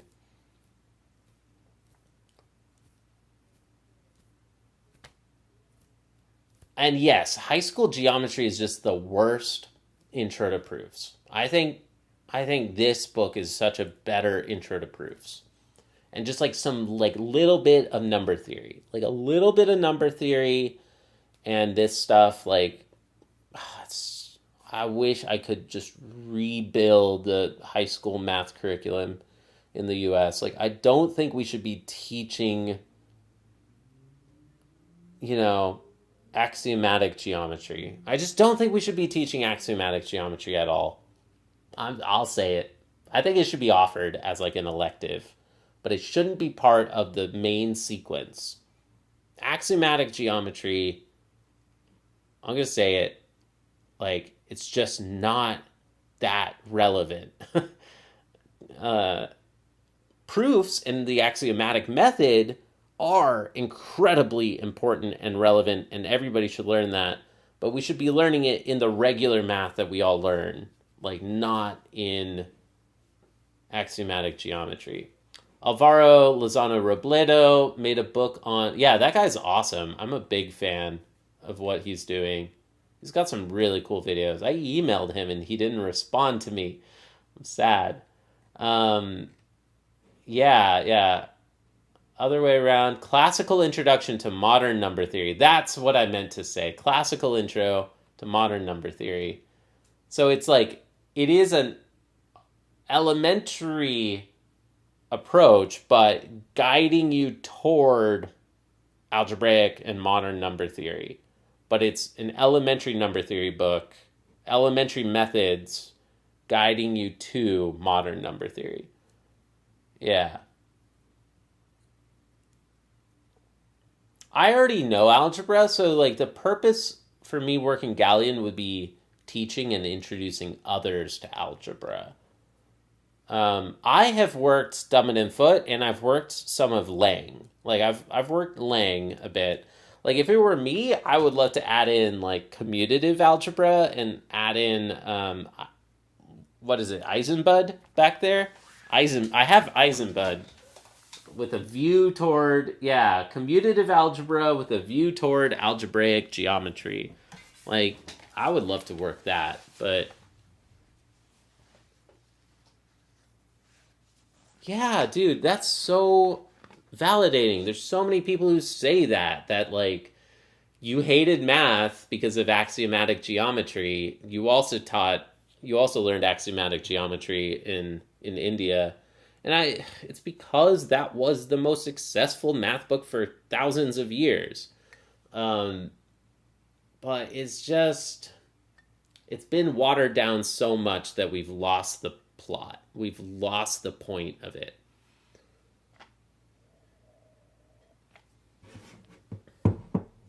Anyways, let's keep going. Like, I haven't looked yet. I have not looked yet, but I would be shocked. I would be completely shocked if Lang does not have Euclid's proof of the infinitude of primes in this high school math book. Yeah, like I would be shocked, and I'm confident that he must have the inductive proof for the sum of integers. Like he has. I'm confident that induction is in this book. That frickin' you know the proof of the irrationality of the square root of 2. Like proving that square root of 2 is irrational. Like these are all proofs that I learned in my intro to proofs courses in college. We should be teaching that shit to high schoolers. We should be teaching that to high schoolers. Ooh, Weissman number theory. Haven't heard of that one. Eisenbud is a nice reference. Ooh. I want something friendly. Miles Reed, that sounds like a good book to me. Undergrad commutative algebra. That sounds sick. I've had a total of 10 seconds of fun in high school geometry when a couple friends and I realized a setup from a question had some more nice properties being true than the question asked for. Yeah, you only enjoyed 10 seconds of your high school geometry class. That is really funny.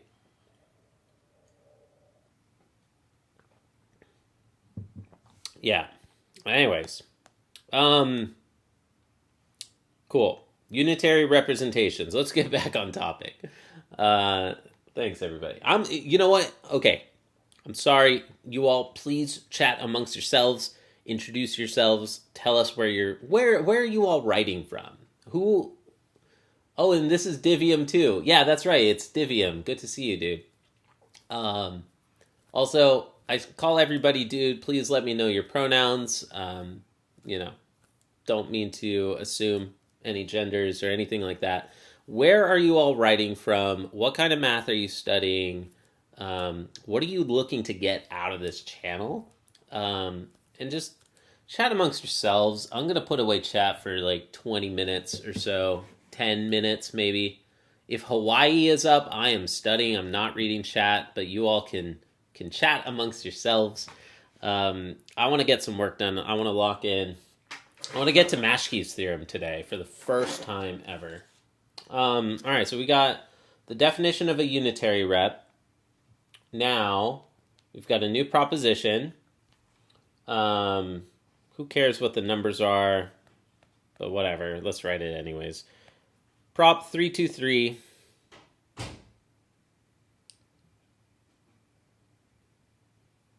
right. A unitary representation is either irreducible or decomposable. Let phi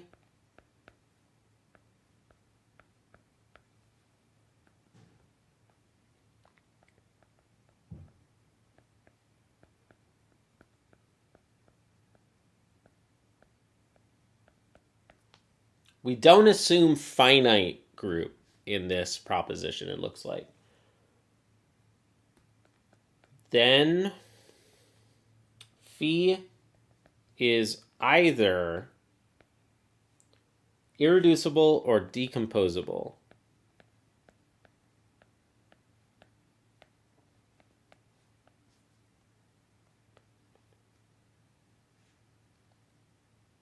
Hope you all don't mind me putting away chat every now and then.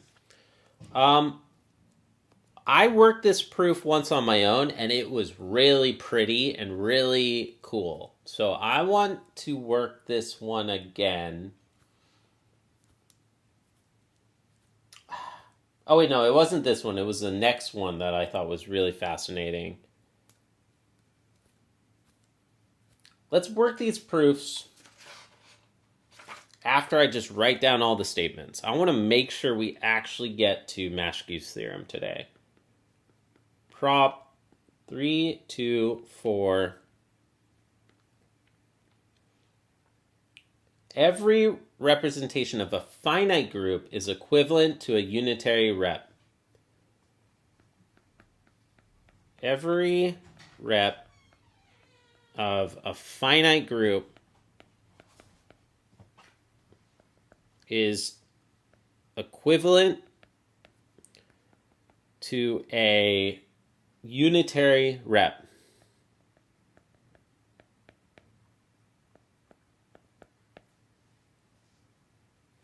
I like this notation to say finite group. I don't know if that's annoying to people, but there you go. Every representation of a finite group is equivalent to a unitary rep. Cool.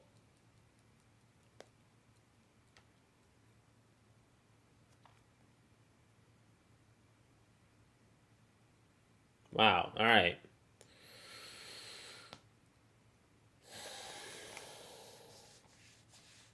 That's really cool because this says the representation itself does not need to be... Do we assume that we're in an inner product space everywhere? Or have we already assumed?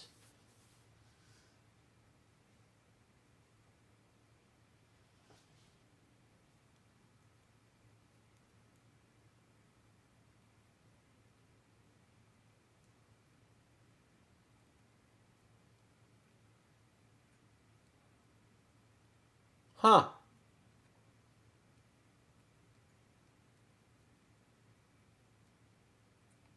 Yeah, no, we don't assume that V is a inner product space in this one.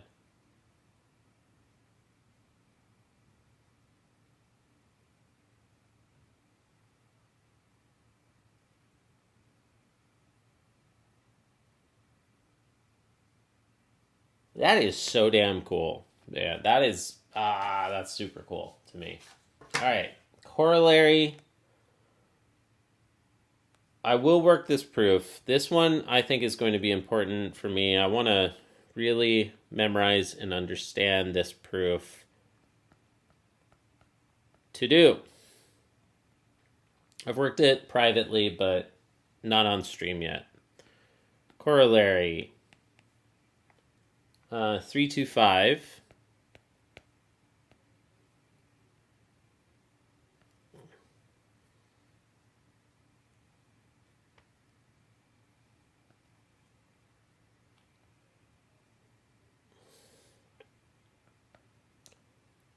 Phi is a non-zero rep of a finite group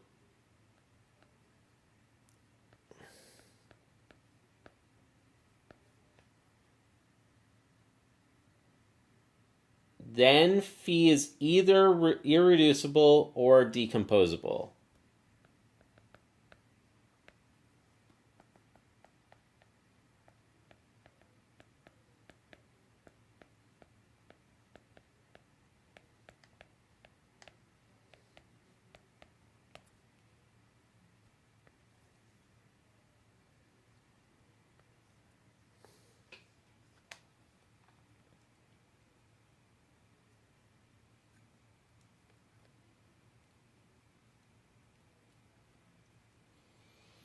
Every representation of a finite group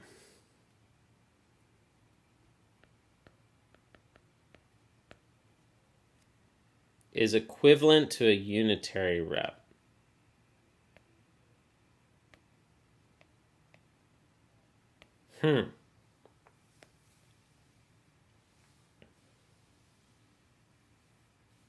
Because every unitary rep is either irreducible or decomposable.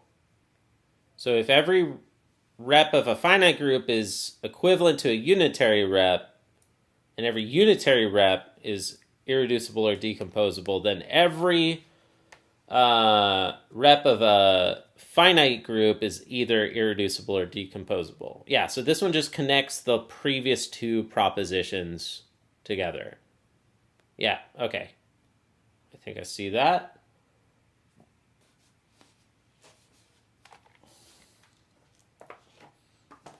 And then, finally, we get to the statement of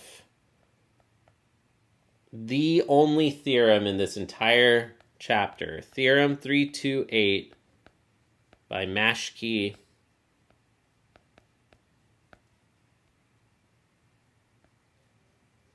This is our big main result.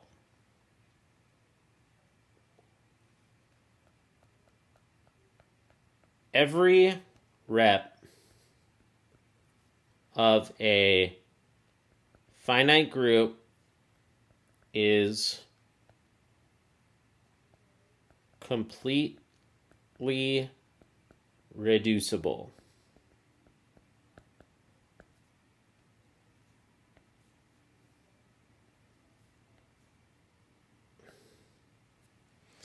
Okay, so every representation of a finite group is completely reducible. Do we get that? Every rep of a finite group is equivalent to a unitary rep, and every unitary rep is irreducible or decomposable.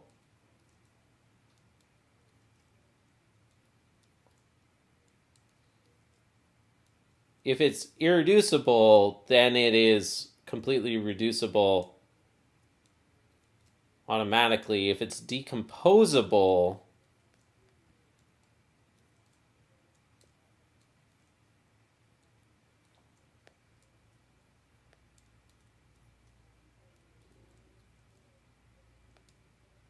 I think we use these lemmas.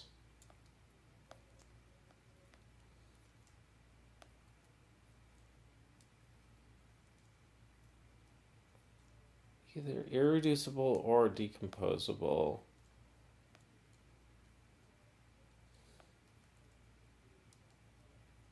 So I suppose we show that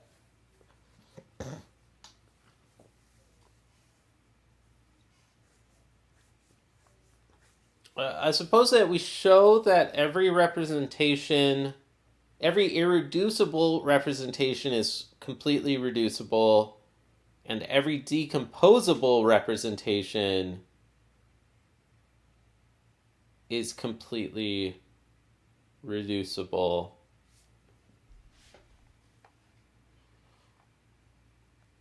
Is that true? Every decomposable is completely reducible?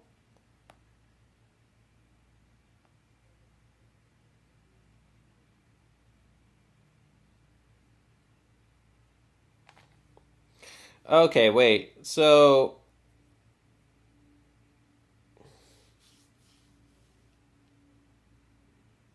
decomposable has the vector space split into G-invariant subspaces, but those subspaces are not necessarily irreducible. But every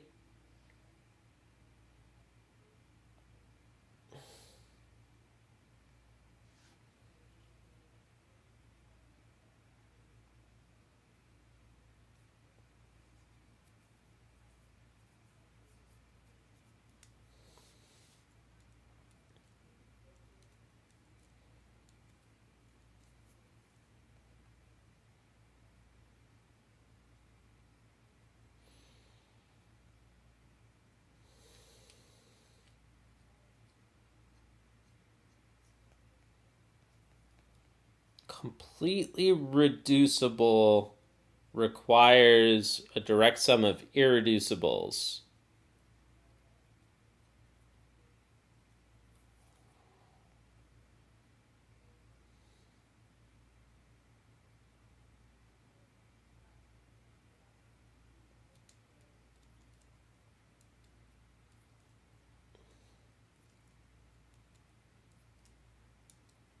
Oh, so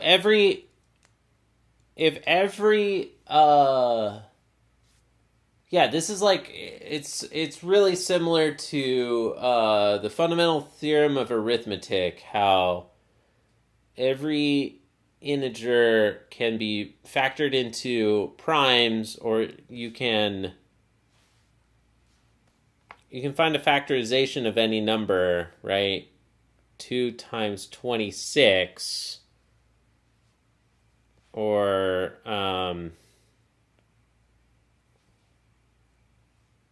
So 2 is prime. 26 is not prime, but it is decomposable into primes. Right? And then,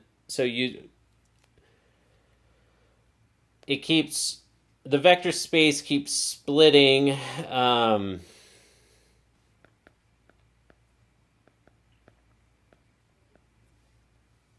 Where some of them are irreducible and others are not irreducible, but they are decomposable. So then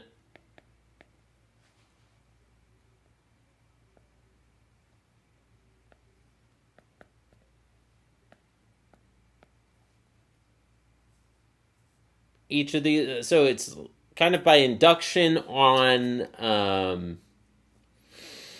the dimension of the vector space, I think, because every time that a decomposable vector space splits into 2, then assuming that they're non-zero subspaces, then we are reducing the dimension every time in the subspaces.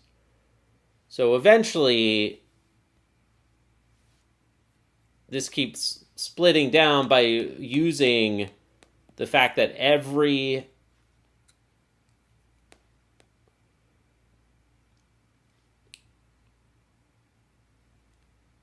sub-representation is either irreducible, which is equivalent to prime numbers, or decomposable, which is similar by analogy to like a composite number.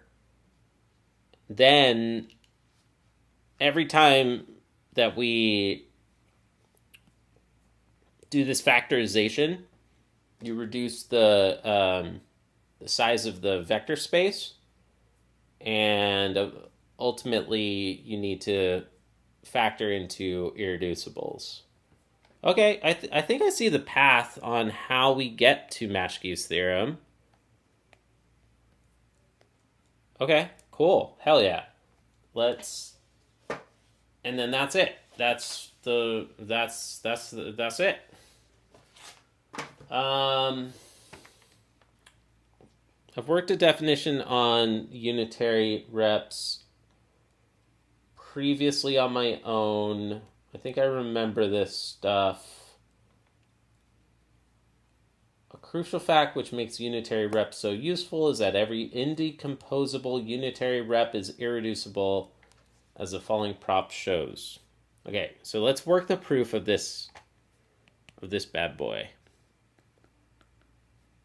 Prop whatever phi unitary implies irreducible or decomposable. We do not need finiteness of the group for this one.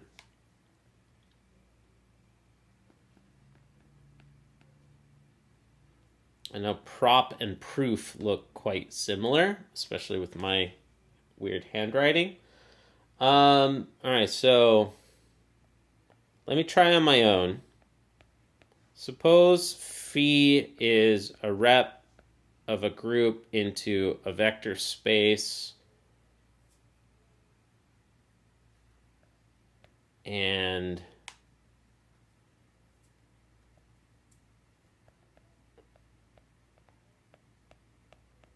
let's assume that it is unitary. Then, if I want to prove that it's either irreducible or decomposable,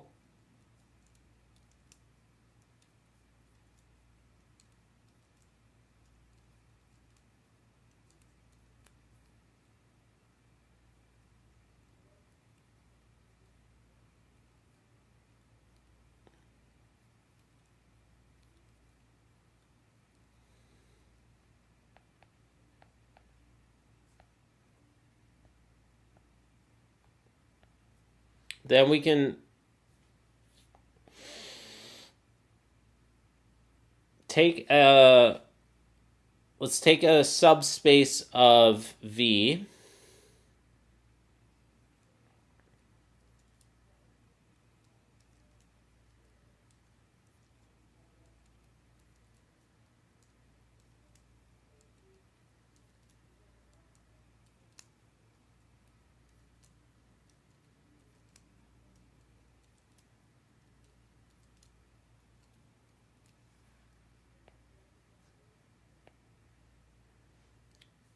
Phi restricted to W is either irreducible or not.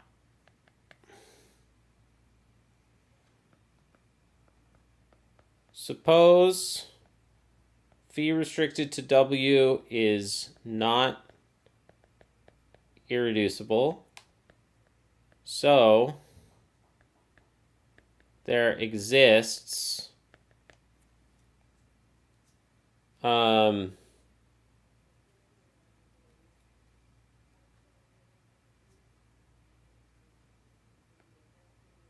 non-zero subspace W prime. Oh, wait. No, we want phi itself is either irreducible or not.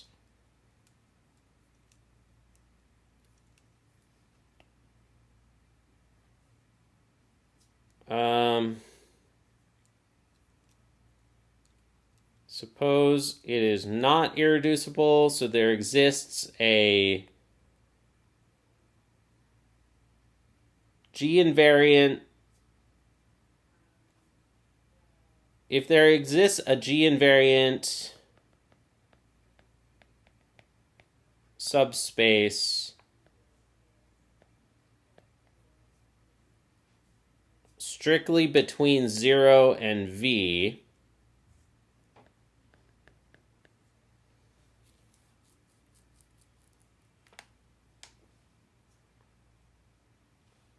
then we want to show that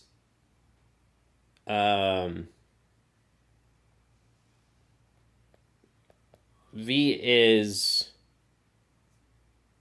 the direct sum of two subspaces for some V1 and V2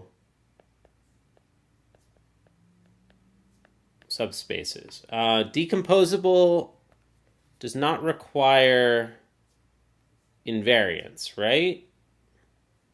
Let me remind. Oh, no. They do need to be G invariant, but they do not need to be... Okay, yeah. I think I'm getting the analogy with prime factorization a bit better. Okay, so we want to show that we can find G invariant subspaces V1 and V2. And they need to be non-zero.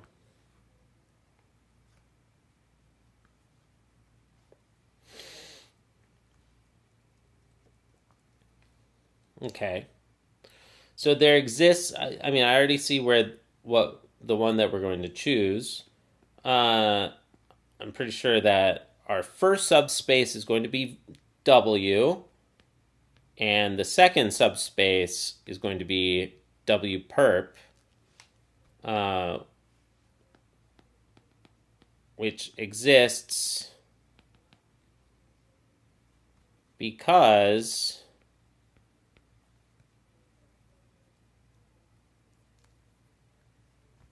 V is an inner product space. And V inherited that property by the fact that we know that phi is a unitary rep. Phi being unitary implies that the vector space is an inner product space, And an inner product space always has a direct sum decomp of any subspace and its orthogonal complement.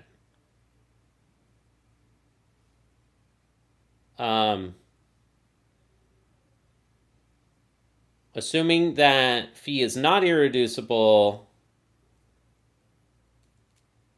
W is non-trivial, and then therefore W perp is non-trivial.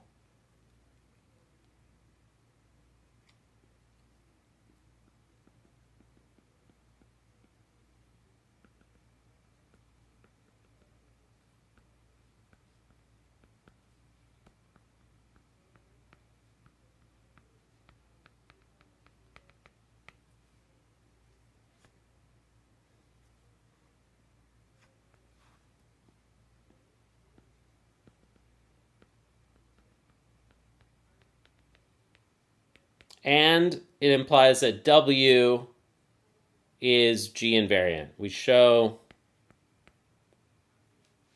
W perp is G invariant.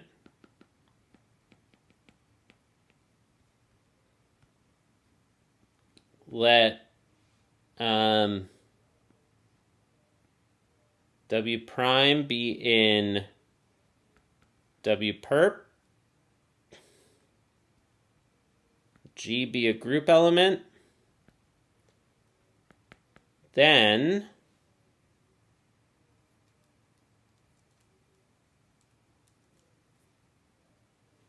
we want to show that phi G W perp is in W complement. Or, yeah, phi G W prime is in W perp.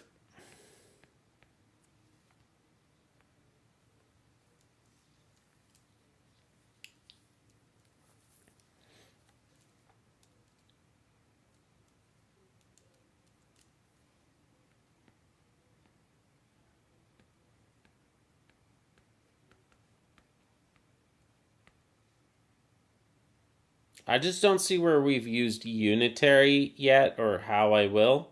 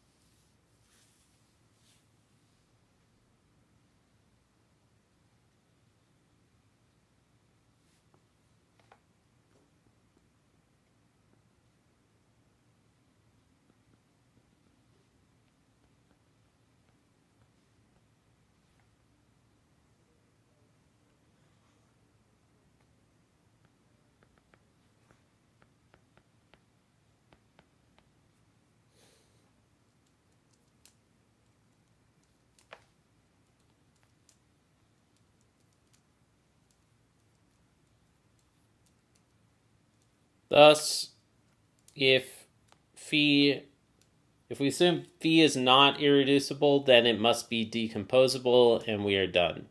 I don't see where I've used unitary anywhere. I've only used the fact that it's an inner product space. So something feels wrong.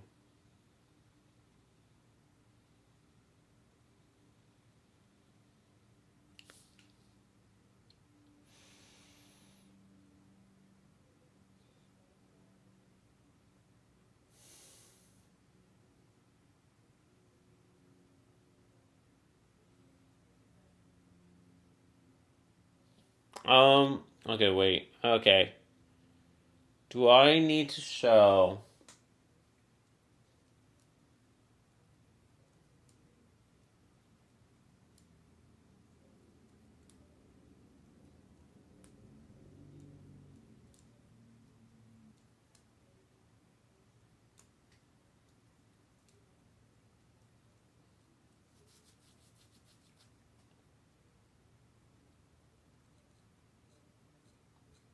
I think I'm cheating here.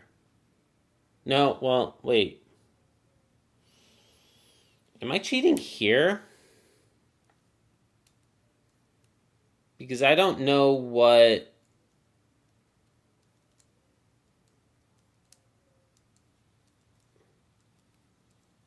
I don't... Am I?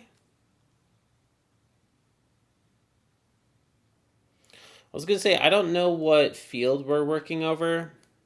We don't have any assumptions over the vector space itself. We just have... Fiji is a linear transformation, an invertible linear transformation of V into itself.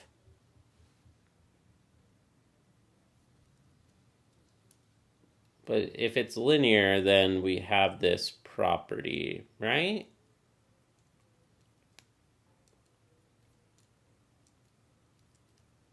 And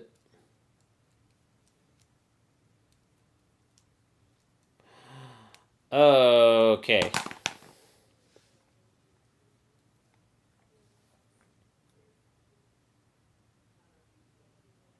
I don't know. I see. I think I'm cheating right here.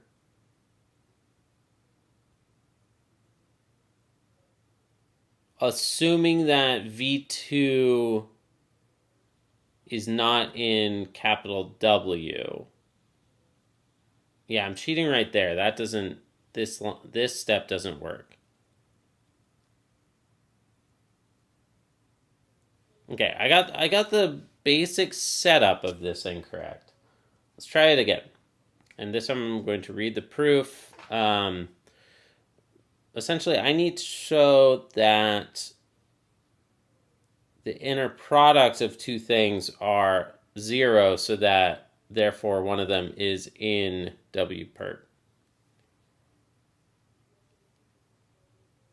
Let's do it again.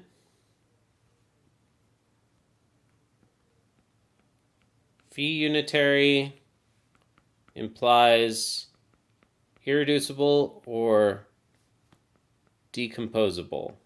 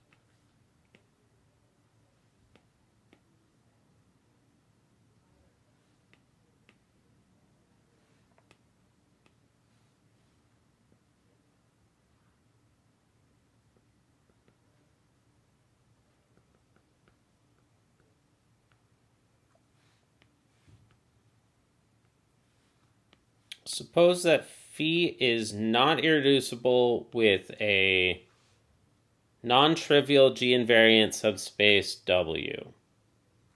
Then V is an inner product space, so it has a direct sum decomposition.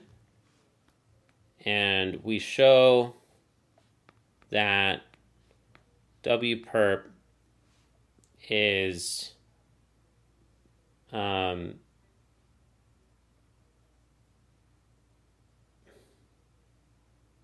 G invariant.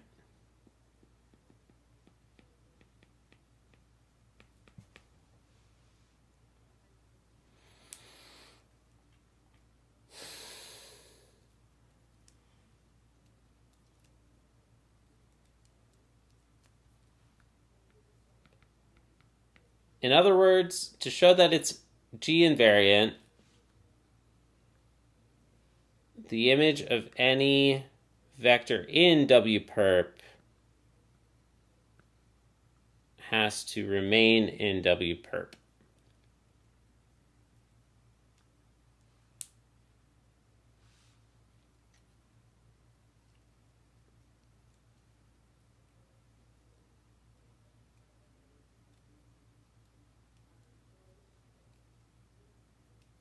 Okay, so let W perp be in, or W prime be in W perp. So,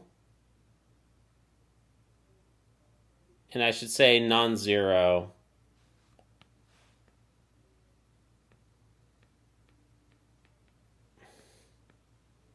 So, V equals W plus W prime, or W prime is V minus W for some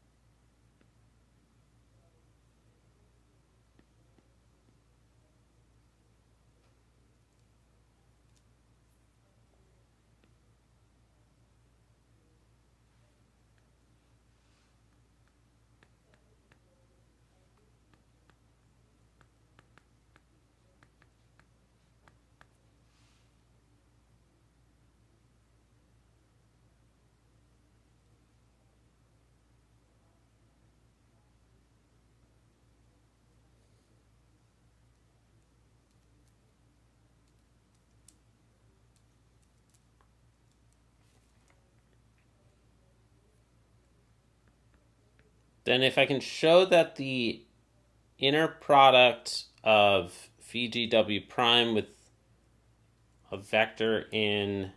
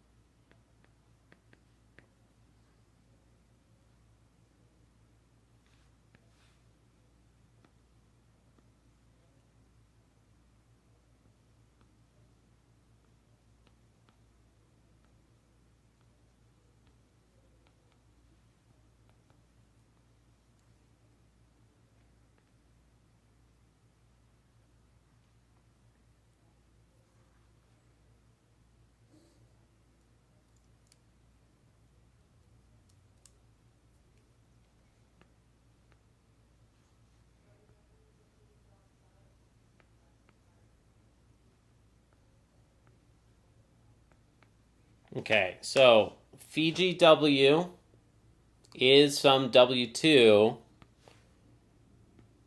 with W2 in capital W as capital W is G invariant.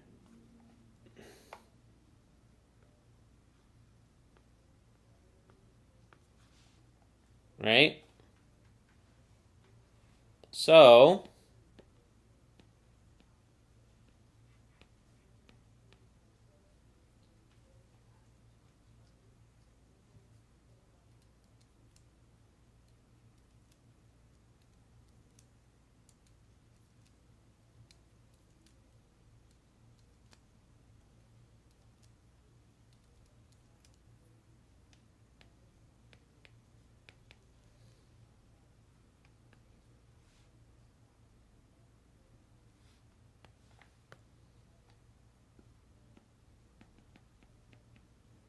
therefore, Fiji W prime must be in W perp because the inner product of it and some other element in capital W is 0. I wonder if I need to...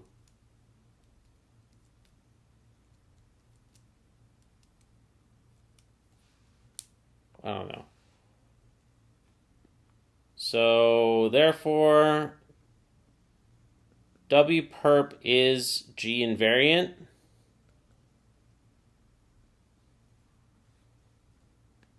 And so, phi is decomposable. QED, I think.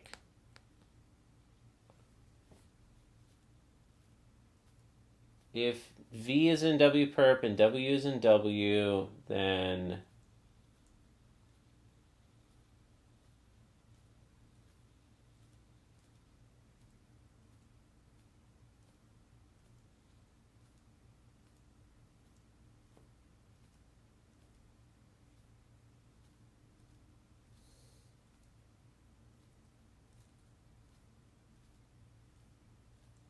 okay, I got something extremely similar. I got something very similar. I want to keep moving on. Mine's a little bit different, but I think it's the same. I think it's ultimately about the same. Let me catch up with chat. What's up, everybody?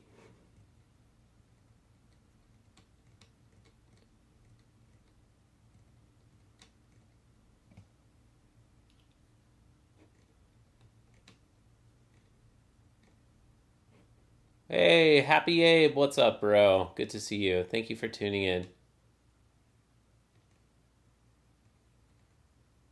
Eisenbud. Okay, I remember these comments. How's it going, everybody? I'm reading chat again. Can you say where you are in Steinberg? I'm in 3.2. Maschke's theorem.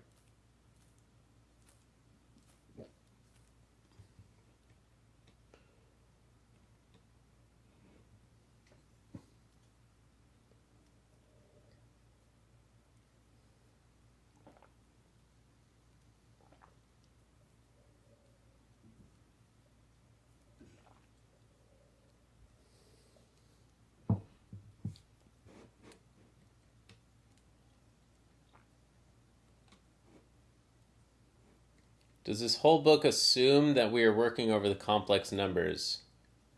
Does it? I don't know if it does.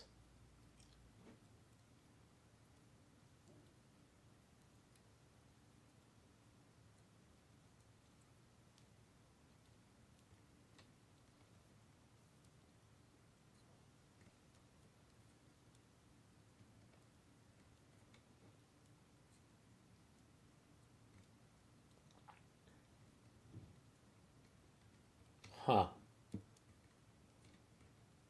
I guess I'm interesting. Yeah, look forward to learning what you all are talking about this stuff. Schur's lemma. I've heard of that.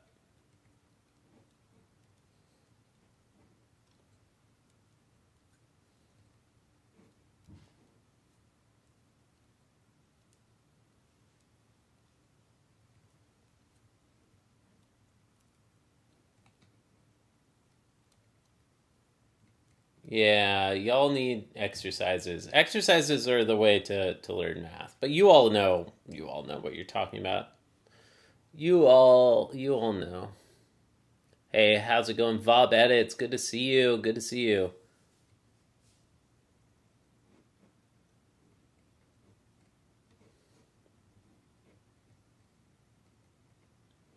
Yeah, I don't like hopping between books for a single subject. Like I need to just stick with one book for a while and one teacher's presentation of that material of that subject for a while, and then once I feel like I've gotten a good amount of understanding, then I can start comparing treatments. Um, let me let me get the sales pitch up. Y'all, you can share this playlist with people if anybody wants to. If you ever meet somebody in the grocery store and you're like, "Hey, you want to develop math as a hobby? I've been hanging out with this nerd on the internet. Go to mathcanbeahobby.com and that will point people to the playlist." Um, Let me catch up.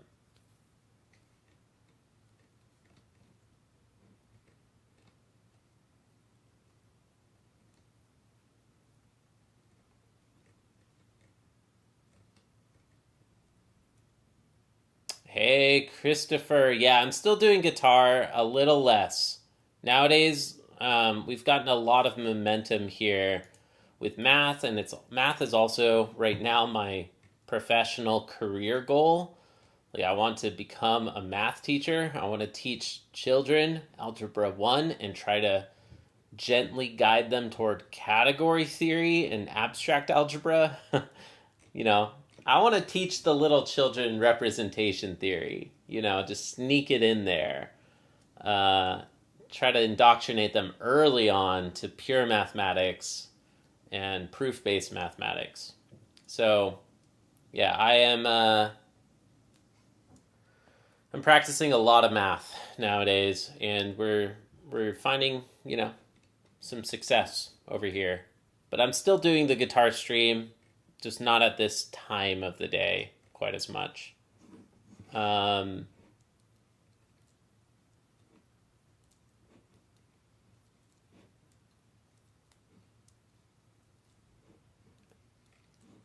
Thank you. Oh, thank you. All right, thanks, Arad. All vector spaces finite dimensional over the field of complex numbers. I see. Okay, thank you all. Appreciate it. I forgot that is stated explicitly. Okay, so I was extremely close. I will fix that argument. Let's keep going though, cause oh damn, we're almost at 3 hours. Okay, well, dude, I think that this is a good amount for today. I'm feeling really good about where we got. Um,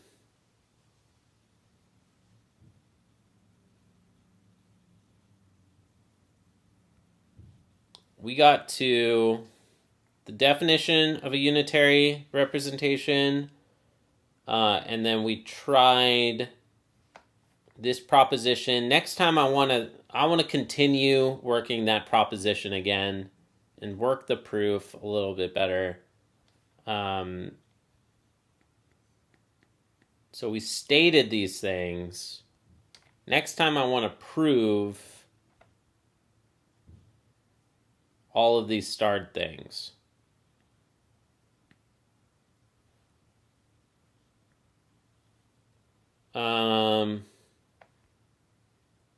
So here's my to-do list for next time, for tomorrow, and we'll see if we can make some progress.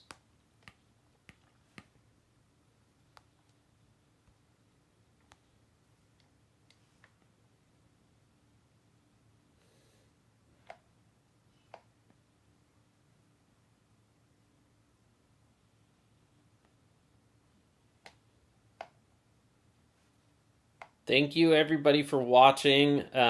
This has been a real pleasure. It's really nice to be catching up and relearning, or not relearning, but like learning this stuff live with an audience, and you know, yeah. I'll be streaming at about the same time tomorrow. Um, so we're streaming weekdays around 9 a.m. Eastern time, New York City. That's 3, no, what? 2 p.m. GMT. And this whole week we're doing representation theory. Join the Discord, share the playlist, and yeah, great to see you all. Thank you for being here. Math can be a hobby.com if you want to share it with anybody, and Discord. Purple against black is horrible. Horrible. Hang out with us in the Discord. I'm not always super active in there. Like, I try to be sometimes, but I kind of spend all of my social energy here on stream, and then I need to recharge and do my own thing, during the rest of the day.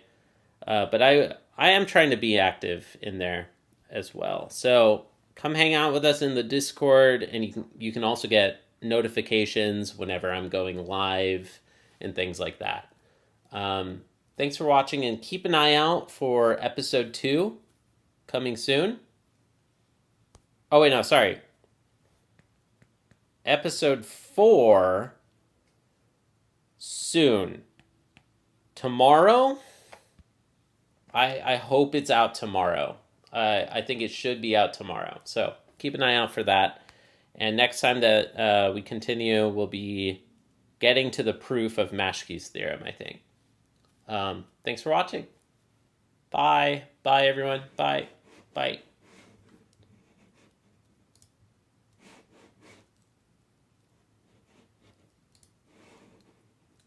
Oh, I should do this also.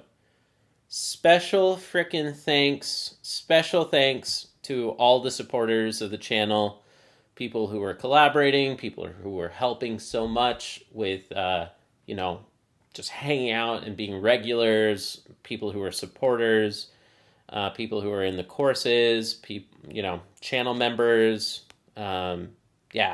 Appreciate you all very much. Thank you. Thank you for helping me,